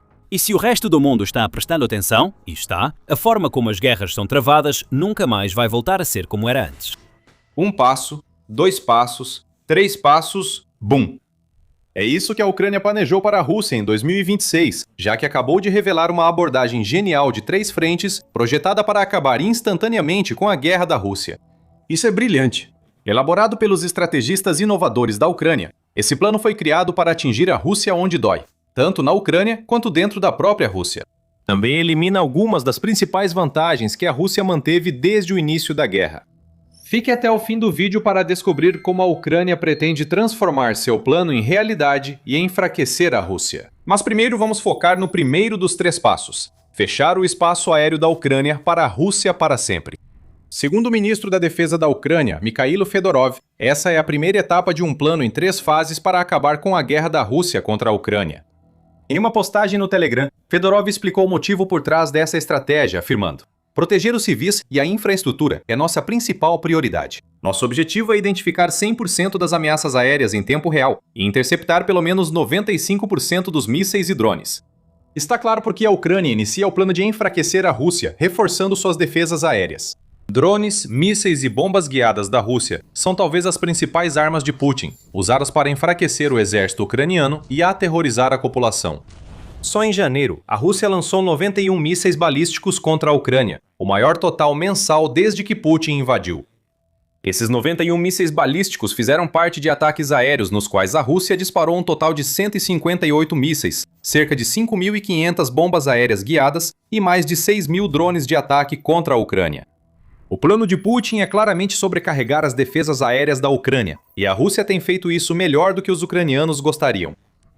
Durante todo o inverno, a Rússia lançou uma campanha intensa contra a rede de energia da Ucrânia, que em um determinado momento no final de janeiro, deixou mais de 1.200.000 ucranianos sem energia elétrica.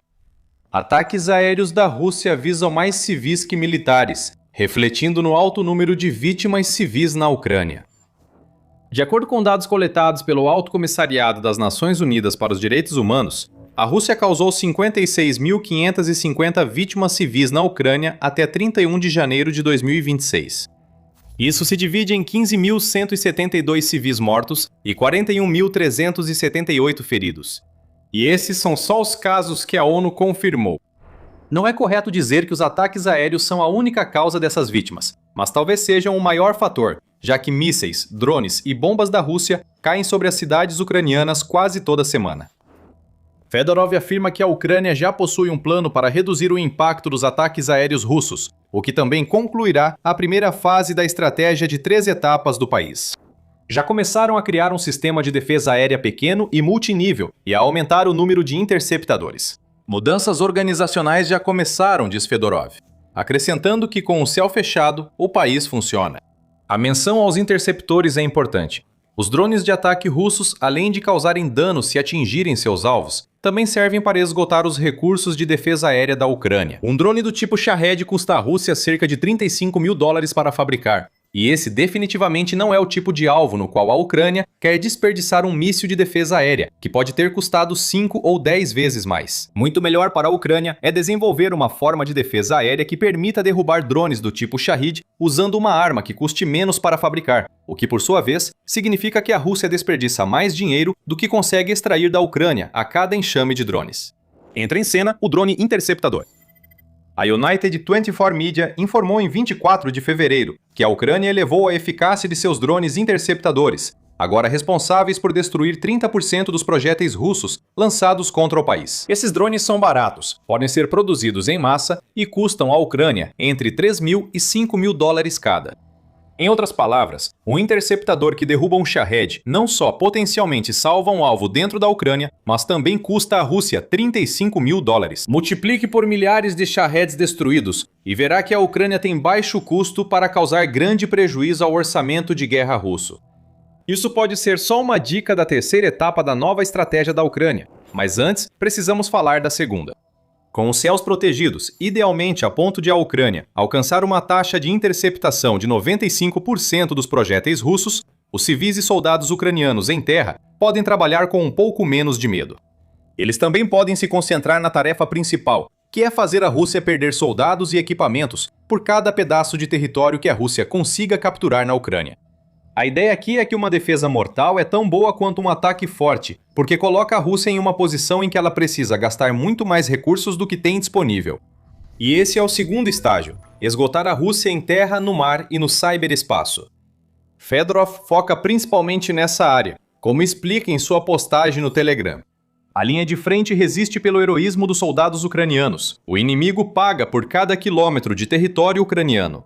Na região de Donetsk, há 156 soldados por quilômetro quadrado. Nosso parâmetro é mais de 200 ocupantes mortos por quilômetro quadrado, declara Fedorov. A lógica aqui é bem simples. A Rússia tem um determinado número de soldados. Se a Ucrânia conseguir destruir Y quantidade, que é mais do que X por quilômetro quadrado, então isso destrói completamente as forças armadas russas. A Ucrânia ainda precisa avançar para atingir esse objetivo. Em 2025, a Rússia conseguiu capturar 4.831 km² na Ucrânia, de acordo com o Instituto para o Estudo da Guerra, ou ISW. Esse número é questionável, pois a Rússia passou a alegar falsamente a captura de territórios não conquistados no fim de 2025, enquanto Putin buscava vantagem nas negociações de paz. Mas se considerarmos esse número como certo, podemos usá-lo para calcular a taxa de baixas da Rússia por quilômetro quadrado em 2025. De acordo com o Centro de Estudos Estratégicos e Internacionais, A Rússia sofreu cerca de 415 mil baixas no ano passado. Se dividirmos esse número por 4.831, obtemos uma taxa de quase 86 soldados russos para cada quilômetro quadrado. Fedorov quer mais que o dobro dessa taxa. Isso é possível? Se o início de 2026 servir de referência, a Ucrânia pode já estar no caminho certo. Segundo o relatório do ISW de 20 de fevereiro, a Rússia tomou 572 quilômetros quadrados da Ucrânia entre 1º de janeiro e provavelmente 19 de fevereiro, já que o ISW precisa de tempo para compilar o relatório antes da publicação. Isso representa 50 dias de guerra, nos quais a Rússia ocupou 11,44 quilômetros quadrados da Ucrânia por dia. Multiplicando esse número pelos 31 dias de janeiro, você obtém 354,64 quilômetros. De acordo com a Al Jazeera, a Ucrânia estimou que a Rússia sofreu 31.680 baixas em janeiro. Uma conta rápida nos mostra que a taxa de baixas da Rússia por quilômetro quadrado conquistado agora está em 89,3. Não é um grande aumento em relação a 2025, mas é um aumento. É o primeiro passo para a Ucrânia chegar às 200 baixas por quilômetro quadrado que Fedorov deseja. Há ainda uma reviravolta nessa história, que revelaremos em breve. O ministro da Defesa da Ucrânia considera esse número mágico de 200 a taxa de desgaste necessária para impedir o avanço russo pelo território ucraniano. Até chegar a 200, cada aumento no número de baixas por quilômetro quadrado vai, no mínimo, forçar a Rússia a desacelerar. Ter objetivos ambiciosos não é errado, e a Ucrânia sabe o que precisa fazer para tornar a invasão de Putin custosa demais para a Rússia em recursos humanos. Há indícios de que a Ucrânia está bem encaminhada para levar a Rússia a decisões difíceis sobre recursos humanos. Para começar, o recrutamento da Rússia parece estar entrando em colapso. Segundo o Telegraph, analistas ocidentais afirmam que, até fevereiro, a Rússia recrutou menos soldados do que perdeu nos últimos 3 meses de guerra. O veículo informa que a Rússia recruta cerca de 35 mil soldados por mês. Mas espere um segundo. Que a própria Ucrânia estimou que a Rússia perdeu 31.680. Se for assim, 35 mil recrutas por mês indica que o recrutamento russo supera suas perdas. Aqui entra a reviravolta mencionada antes. Antes de detalhar, lembre-se, você assiste ao programa militar, que traz o quadro completo, não só manchetes. Certifique-se de estar inscrito no canal para estar sempre à frente. Então, há algo estranho acontecendo com a matemática que acabamos de compartilhar. E esse algo é que 31.680 não é, na verdade, a taxa de baixas da Rússia para janeiro de 2026. É o número de mortos da Rússia. Em outras palavras, esses são todos soldados que foram eliminados completamente do campo de batalha. Eles estão fora. Eles nunca mais vão voltar. Mortos. Quando você adiciona outras baixas, que incluem os feridos e soldados que foram feitos prisioneiros de guerra, a taxa de baixas da Rússia chega, na verdade, a cerca de 40 mil soldados por mês. Vamos incluir esse número nos cálculos anteriores.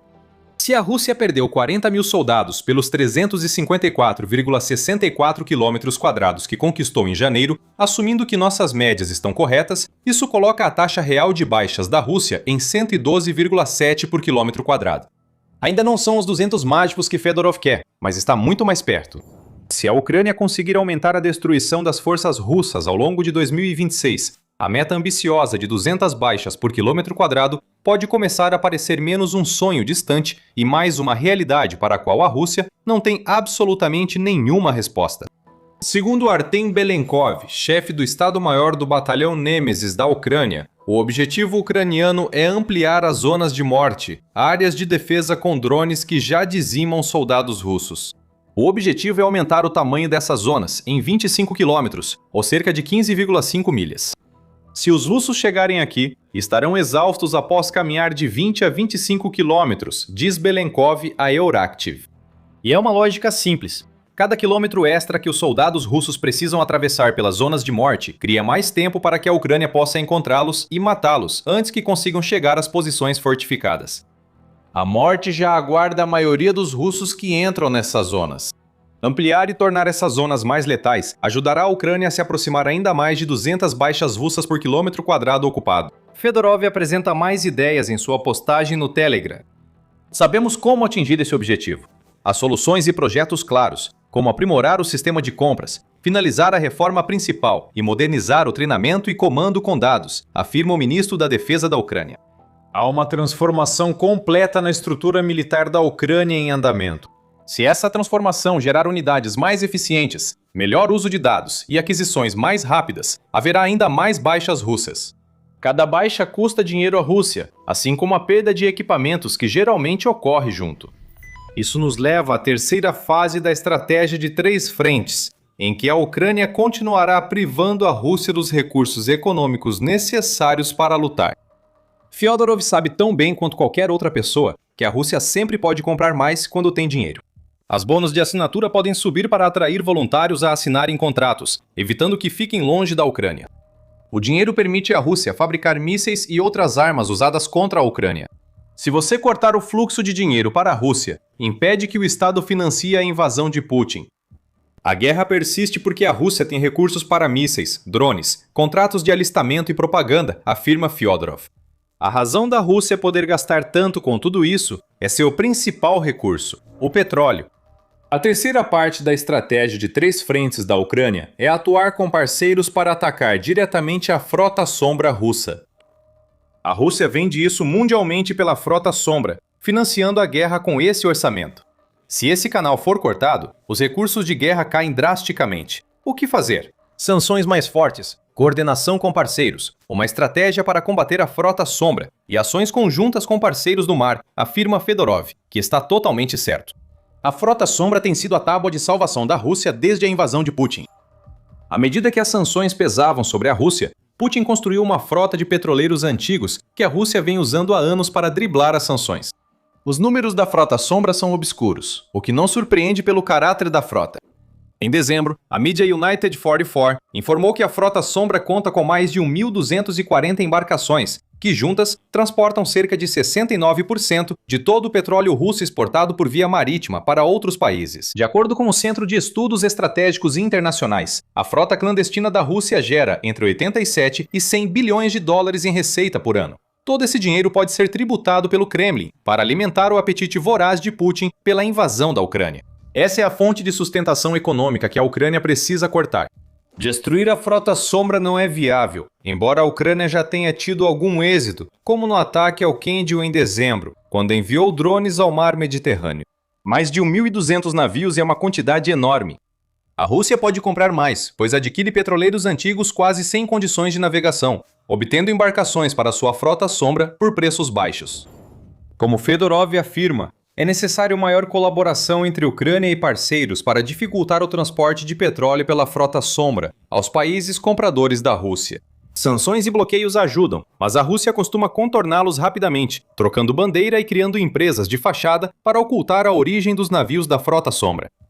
Apreensões isoladas ganham destaque, segundo o Royal United Services Institute, mas não bastam para parar toda a frota. Segundo o RUSI, o Ocidente deve parar de facilitar a frota sombra, vendendo petroleiros e permitindo que a Rússia drible sanções.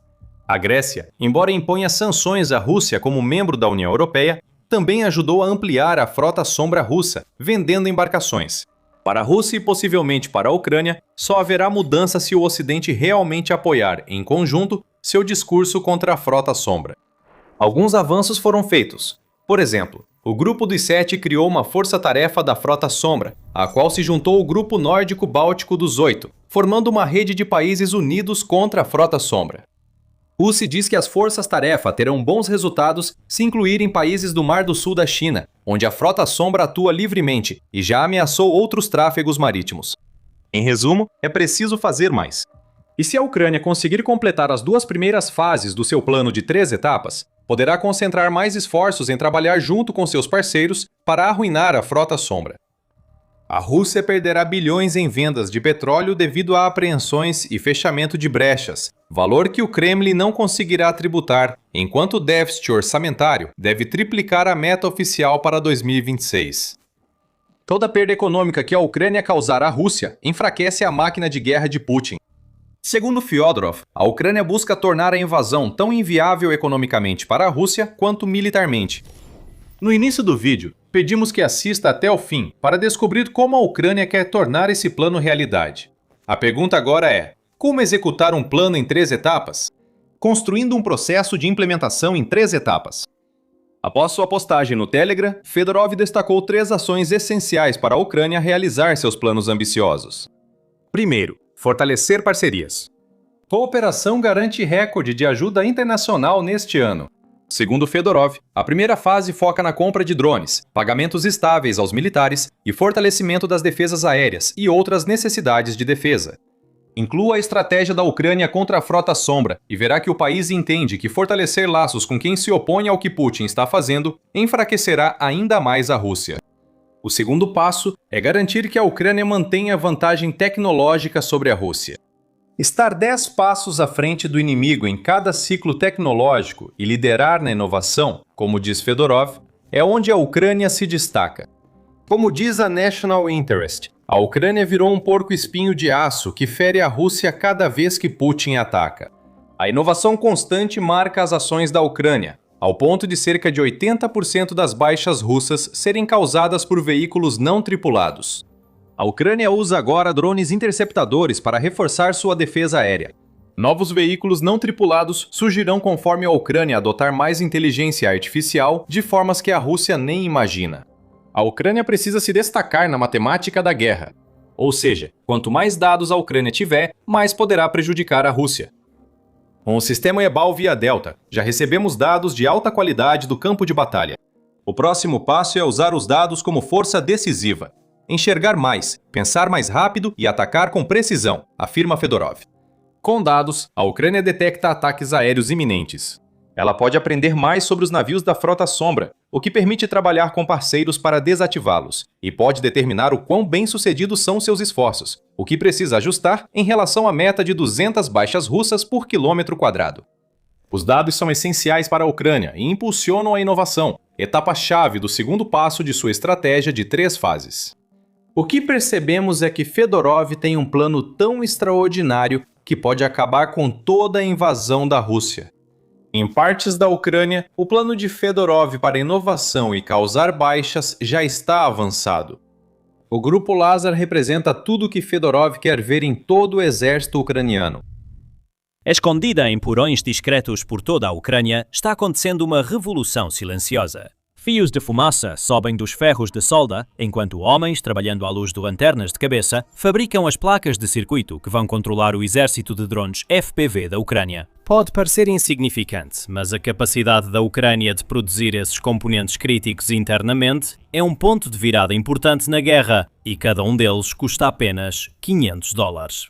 Ser capaz de usar um drone de $500 para destruir com sucesso, por exemplo, um tanque T-90M Prariv de 4 ou 5 milhões de dólares, ou um S-400 de 200 milhões de dólares. O sistema de defesa aérea mudou as regras de engajamento e trouxe lições que nenhuma força militar pode ignorar. Há uma vulnerabilidade estratégica crítica. A maioria dos componentes desses drones é fabricada no exterior, principalmente na China. Essa dependência de componentes importados é, em muitos aspectos, o elo mais fraco da cadeia de suprimentos de defesa da Ucrânia. Agora, ao internalizar a produção desses componentes, a Ucrânia volta a inovar de formas que atraem a atenção mundial, especialmente da Rússia, que sofrerá as consequências desses avanços e está impotente para impedi-los. Veja porque a busca da Ucrânia por drones sem peças chinesas é crucial, não só para o país, mas para forças armadas no mundo todo. Raros avanços militares recentes se comparam à rapidez e escala de transformação dos drones na Ucrânia. Em 2022, estima-se que a Ucrânia tenha produzido apenas de 3.000 a 5.000 drones no total. Em 2024, esse número já havia aumentado para 2,2 milhões, com uma estimativa de 4,5 milhões produzidos em 2025. No limite superior, isso representa um crescimento de 900 vezes em apenas 3 anos. No entanto, por trás desse milagre de fabricação, existe uma vulnerabilidade estratégica crítica. Quase todos os componentes dos drones era comprado da China. E apesar de todas as suas alegações de neutralidade na guerra na Ucrânia, a China tem uma parceria estratégica abrangente com a Rússia e não com a Ucrânia. Nos estágios iniciais da guerra, os produtores ucranianos compravam quase todas as peças que usavam na montagem de seus drones de empresas chinesas. Na verdade, em 2023, Kiev comprou 60% da produção global de quadricópteros Mavic da empresa DJI Technology. O Mavic é o quadricóptero padrão da indústria, tanto para uso civil quanto militar em FPV. E sua família de drones DJI detém até 90% do mercado de drones comerciais dos Estados Unidos e 80% do mercado global de drones para consumidores. Além disso, empresas estrangeiras que querem fabricar seus próprios drones também dependem bastante da China para componentes. Por exemplo, as pequenas baterias da Ion Lithium produzidas pela Contemporary Amperex Technology Company Limited, o maior fabricante de baterias do mundo, em capacidade. E foi assim que aconteceu na Ucrânia. A produção de drones na Ucrânia com peças chinesas funcionava mais ou menos sem problemas, até que, de repente, isso mudou. Em junho de 2023, a China passou a restringir a exportação de drones de longo alcance com peso superior a 7 kg, tanto para a Ucrânia quanto para a Rússia. A China afirmou que tais medidas visavam impedir o uso de seus drones na guerra. No entanto, essa justificativa soa vazia, já que a China continuou fornecendo à Rússia tecnologias de uso duplo estrategicamente significativas, como semicondutores e motores de drones, sob sua parceria sem limites com Moscou. A Ucrânia não recebe os mesmos benefícios. Então, para piorar ainda mais, em 1º de setembro de 2024, a China impôs restrições à exportação de drones fabricados na China e componentes de drones para a Ucrânia e para a Rússia, incluindo controladores de voo, estruturas de carbono, motores, módulos de rádio e câmeras de navegação. Isso foi um grande obstáculo para a produção de drones ucranianos. Até então, segundo Oleksiy Grebin, não existiam produtores nacionais de componentes de drones e ninguém pensava nisso. Grebin é o CEO da Motor-G, o maior produtor de motores elétricos para drones da Ucrânia atualmente. A partir de 2023, a Motor-G levou 7 meses para construir seu protótipo e 1 ano e meio para iniciar a produção em massa. Até o final de 2025, a produção da Motor-G estava se aproximando de 100 mil motores por mês, principalmente para drones FPV e para drones de fibra óptica um pouco maiores, que exigem estruturas de até 15 polegadas. Mas a Motor-G está longe de ser a única empresa ucraniana que fabrica componentes de drones no país. Quando as proibições de exportação chinesas entraram em vigor pela primeira vez, a Ucrânia imediatamente começou a buscar substitutos entre seus parceiros, dos Estados Unidos e especialmente da Europa. Mas isso se mostrou uma solução longe do ideal. O domínio da China no mercado global de componentes para drones é tão grande que a maioria dos fornecedores europeus não fabrica esses itens por conta própria. Eles são essencialmente intermediários para empresas chinesas. Isso cria dois problemas: disponibilidade limitada e preços mais altos. Componentes frequentemente não estão disponíveis e, quando estão, sofrem com preços abusivos. Relatórios apontam que alguns preços de componentes triplicaram após as sanções chinesas. Quando se trata de motores de drones, por exemplo, Grebin diz que a UE não tem nenhum. Existem marcas, mas na verdade são fabricadas na China. Estivemos conversando com representantes de 3 países que querem localizar sua própria produção de motores, mas por enquanto eles nem chegaram à fase de planejamento, disse Grebin ao Kiev Independent em agosto de 2025. A Motor-G passou a fabricar seus motores, mas ainda depende principalmente de componentes como ímãs e testadores de voltagem vindos da China. Outra empresa ucraniana que está contornando as sanções chinesas ao produzir componentes nacionalmente é a fabricante de drones FPV guiados por cabo de fibra óptica ASTA, que significa lança em latim. A ASTA imprime em 3D os carretéis e as carcaças para o cabo de fibra óptica.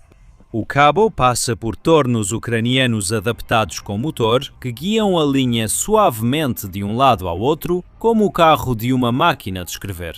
Segundo o fundador da ASTA, identificado apenas como Andriy por segurança, a produção ucraniana também avança para visão térmica, controladores, motores e estruturas. No momento não há câmaras, mas em breve haverá. Agora, um dos componentes mais cruciais nos drones FPV é, claro, as placas de circuito, que servem como o sistema nervoso central da aeronave. Essas placas controlam funções essenciais como estabilização de voo, distribuição de energia e transmissão rápida de dados. Atuam como o cérebro do drone, processando dados de giroscópios e acelerômetros para ajustar a velocidade dos motores em tempo real, garantindo equilíbrio e resposta aos comandos do piloto. Como a maioria dos outros componentes encontrados em drones FPV, essas placas de circuito normalmente eram adquiridas da China. Agora, como mencionado no início do vídeo, elas estão sendo fabricadas na Ucrânia. Eles fazem isso tão bem que uma das empresas foi escolhida para um programa lucrativo de drones do Pentágono. Na verdade, 2 empresas ucranianas foram selecionadas entre as 25 empresas convidadas para participar de um teste rigoroso, em fevereiro de 2026, a primeira etapa do processo do Pentágono. Após rigoroso teste, selecionaram 11 empresas, incluindo a Ukrainian Defense Drones Tech Corporation. A General Cherry, outra empresa ucraniana que fez o teste rigoroso, não foi selecionada. Os 11 finalistas, que também incluem 8 fabricantes dos Estados Unidos e 2 do Reino Unido, estão na fila para receber pedidos em grande escala de seus produtos por parte das Forças Armadas dos Estados Unidos. O Pentágono pretende conceder cerca de 150 milhões de dólares em pedidos após o primeiro teste rigoroso para 30 mil drones de ataque de uso único que devem ser entregues às unidades militares nos próximos 5 meses. A escolha da empresa ucraniana para o programa demonstra grande confiança nos drones desenvolvidos na Ucrânia. Mas talvez mais revelador seja o reconhecimento da importância estratégica dessas tecnologias no cenário internacional. Não só os desenvolvedores de drones ucranianos dependem preocupantemente da cadeia de suprimentos chinesa. Devido ao domínio esmagador da China na fabricação de componentes para drones, praticamente todo fabricante de drones em qualquer lugar enfrenta o mesmo problema. Para as nações ocidentais, depender de componentes críticos de um grande adversário é uma grande vulnerabilidade estratégica. Produtores de drones do Ocidente foram prejudicados por sanções e restrições chinesas de exportação, assim como a Ucrânia. Em outubro de 2024, por exemplo, a China interrompeu a venda de baterias de drones para a Skydio, o maior fabricante comercial de drones dos Estados Unidos, devido às vendas da empresa para Taiwan. A proibição reduziu a produção da Skydio, obrigando o uso de baterias russas até a primavera de 2025 e limitando os drones dos Estados Unidos disponíveis para a Ucrânia. Mas não são só os drones. O controle chinês sobre cadeias de suprimentos críticas representa igual ou maior vulnerabilidade estratégica em sistemas de armas no Ocidente. Veja, por exemplo, o quase monopólio da China no refino de terras raras e produção de imãs. Só nos Estados Unidos, 80.006 componentes em 1.908 sistemas de armas dependem de materiais controlados por Pequim. Esse domínio permite à China usar cadeias de suprimentos como arma, ameaçando atrasar ou interromper a produção de ativos críticos, como caças F-35, submarinos classe Virginia e mísseis guiados de precisão por meio de restrições e licenciamento de exportação. Novos controles chineses, introduzidos em 2025 em resposta à guerra tarifária do presidente Donald Trump, exigem licenças para exportações. Inclui até pequenas quantidades de terras raras chinesas, bloqueando equipamentos estrangeiros que usam tecnologia ou materiais da China.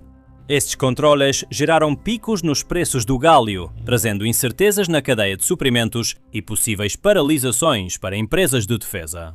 Trent Emmenke, líder da equipa na Unidade de Inovação em Defesa do Pentágono que aprova drones militares, afirma que a China poderia paralisar a indústria global de drones por um ano. Esta é uma questão de segurança nacional, não só para os Estados Unidos, mas para todo o Ocidente.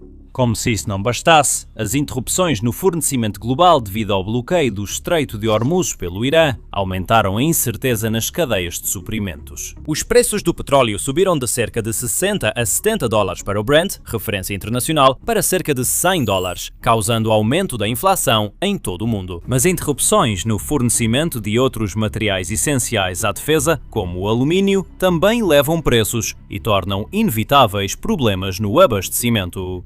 Tudo isso ressalta a importância da soberania, especialmente no fornecimento de materiais críticos. Ao reduzir drasticamente sua dependência do fornecimento de componentes de drones da China, a Ucrânia não está apenas inovando, está aumentando sua resiliência e capacidade de continuar levando a guerra de volta para a Rússia por tempo indefinido. E como veremos, há pouco que a Rússia possa fazer. Agora, enquanto a Rússia pode ser impotente para impedir que a Ucrânia inove, você certamente pode descobrir porquê. No The Military Show, cobrimos as principais notícias militares e explicamos sua importância. Inscreva-se para não perder nada. Não se engane, o humilde drone de ataque FPV de 500 dólares é um componente fundamental da resistência contínua da Ucrânia. Sistemas de ponta, como o Sistema de Defesa Aérea Patriot MIM-104 dos Estados Unidos, costumam dominar as manchetes. Mas são essas armas baratas e altamente eficazes que realmente mudaram a natureza da guerra moderna. E, teoricamente, não deveria ser assim.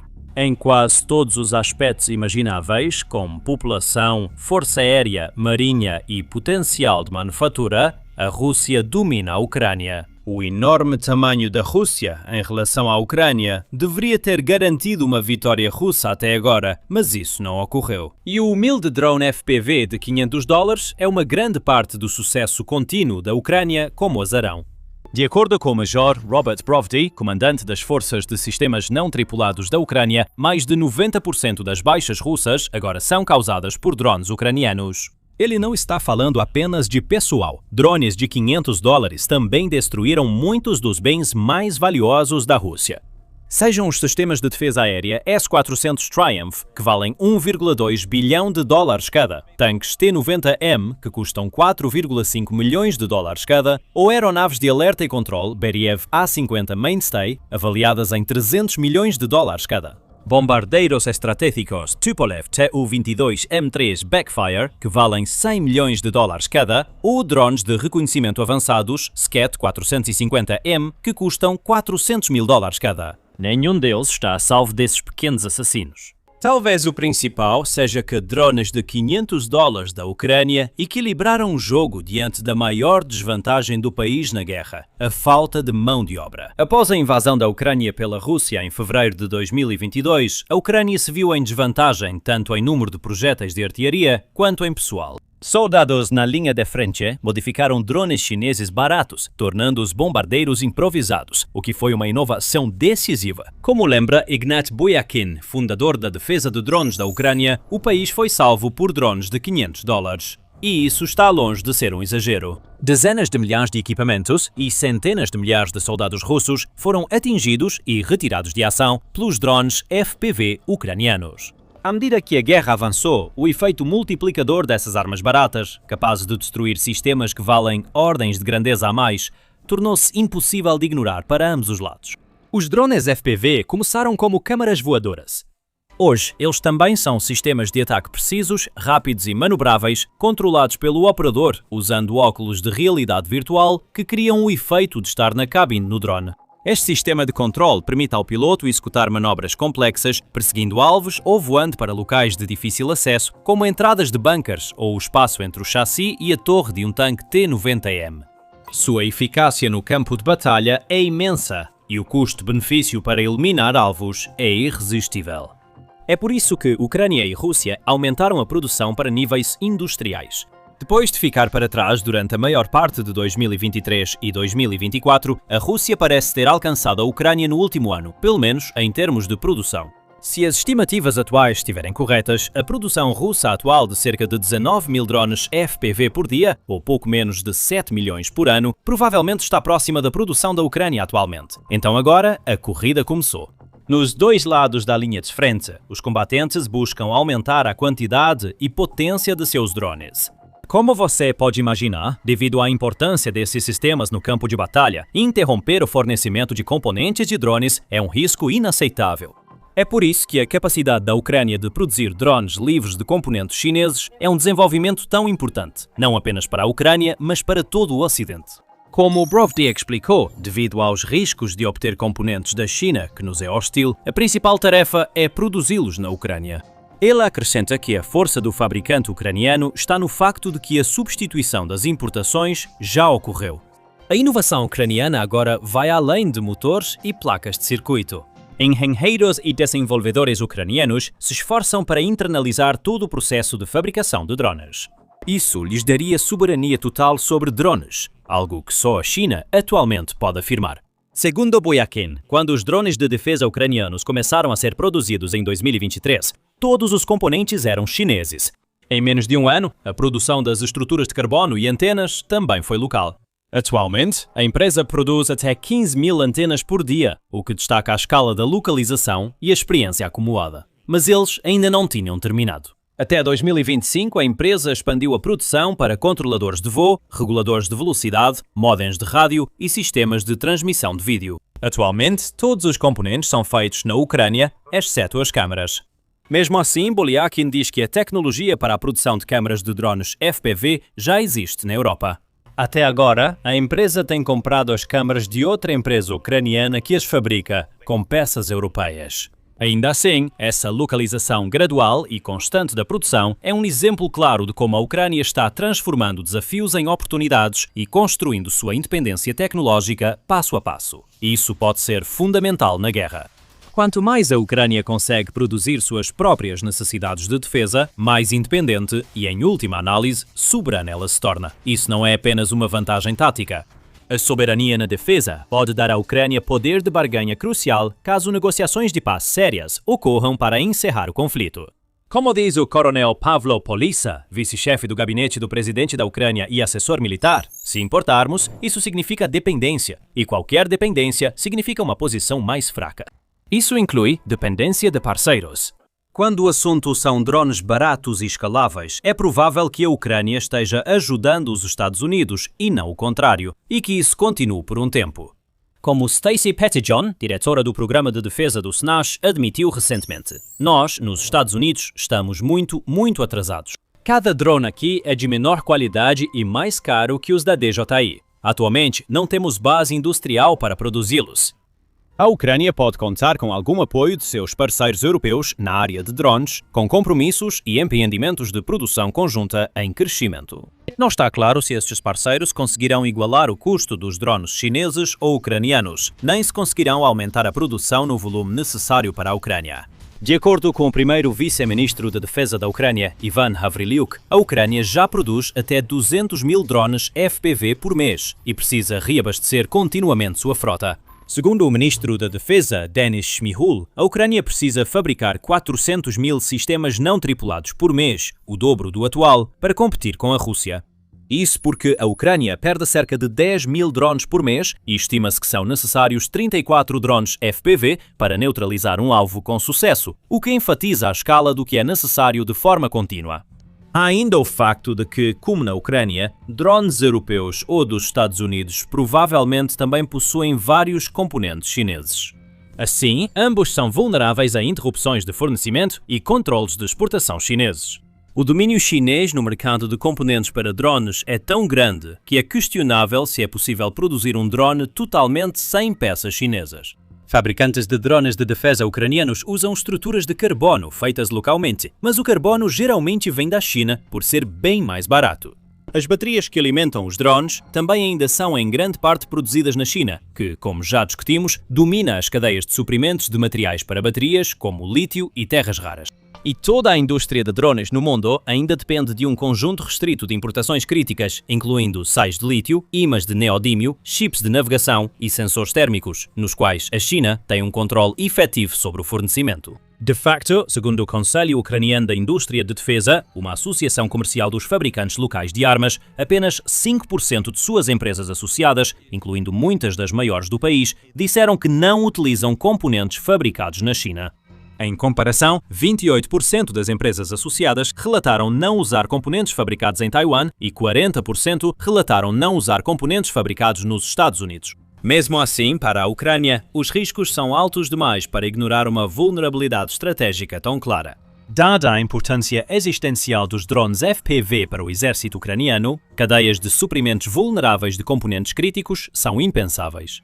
Mitigar o risco exige obter o máximo possível do fornecimento no próprio país e diversificar as demais fontes. É exatamente assim que a Ucrânia lida com o problema, já com sucesso considerável.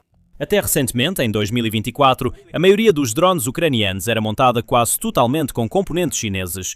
Até o final de 2025, a participação de peças chinesas nos drones ucranianos havia caído para cerca de 38%, de acordo com o Conselho Ucraniano da Indústria de Defesa e o think tank Snake Island Institute. Essa dinâmica destaca a inovação, o trabalho intenso e o investimento contínuo na produção nacional de componentes de drones na Ucrânia. E os parceiros da Ucrânia estão levando isso a sério. Muitos já adotam medidas de deschineização e transferem cadeias de suprimentos para países mais amigáveis sempre que podem. A Lei de Matérias-Primas Críticas da União Europeia busca diminuir a dependência de importações e fortalecer a extração e o processamento próprios desses materiais. Assim como em outras áreas, os parceiros da Ucrânia se beneficiam da engenhosidade ao localizar a produção de drones. Enquanto isso, em Moscou, o presidente Vladimir Putin observa ansioso, sem poder impedir a crescente soberania de defesa da Ucrânia. Seus sistemas valiosos são cada vez mais destruídos por drones ucranianos de $500 e o controle indireto sobre a produção via China está sendo gradualmente corroído. Mais preocupante para Putin é que suas linhas de montagem de drones FPV dependem tanto de componentes chineses quanto as de outros, ou até mais. Atualmente, a parceria estratégica da Rússia com a China garante brechas e acordos de bastidores que a protegem da maior parte do risco estratégico. Mas se algo falhar nesse acordo, a produção de drones da Rússia estará em sérios apuros. A Ucrânia já tem grande vantagem para corrigir essa vulnerabilidade evidente. E falando em russos em sérios apuros, confira este vídeo sobre como as forças armadas russas estão prestes a colapsar. Obrigado por assistir.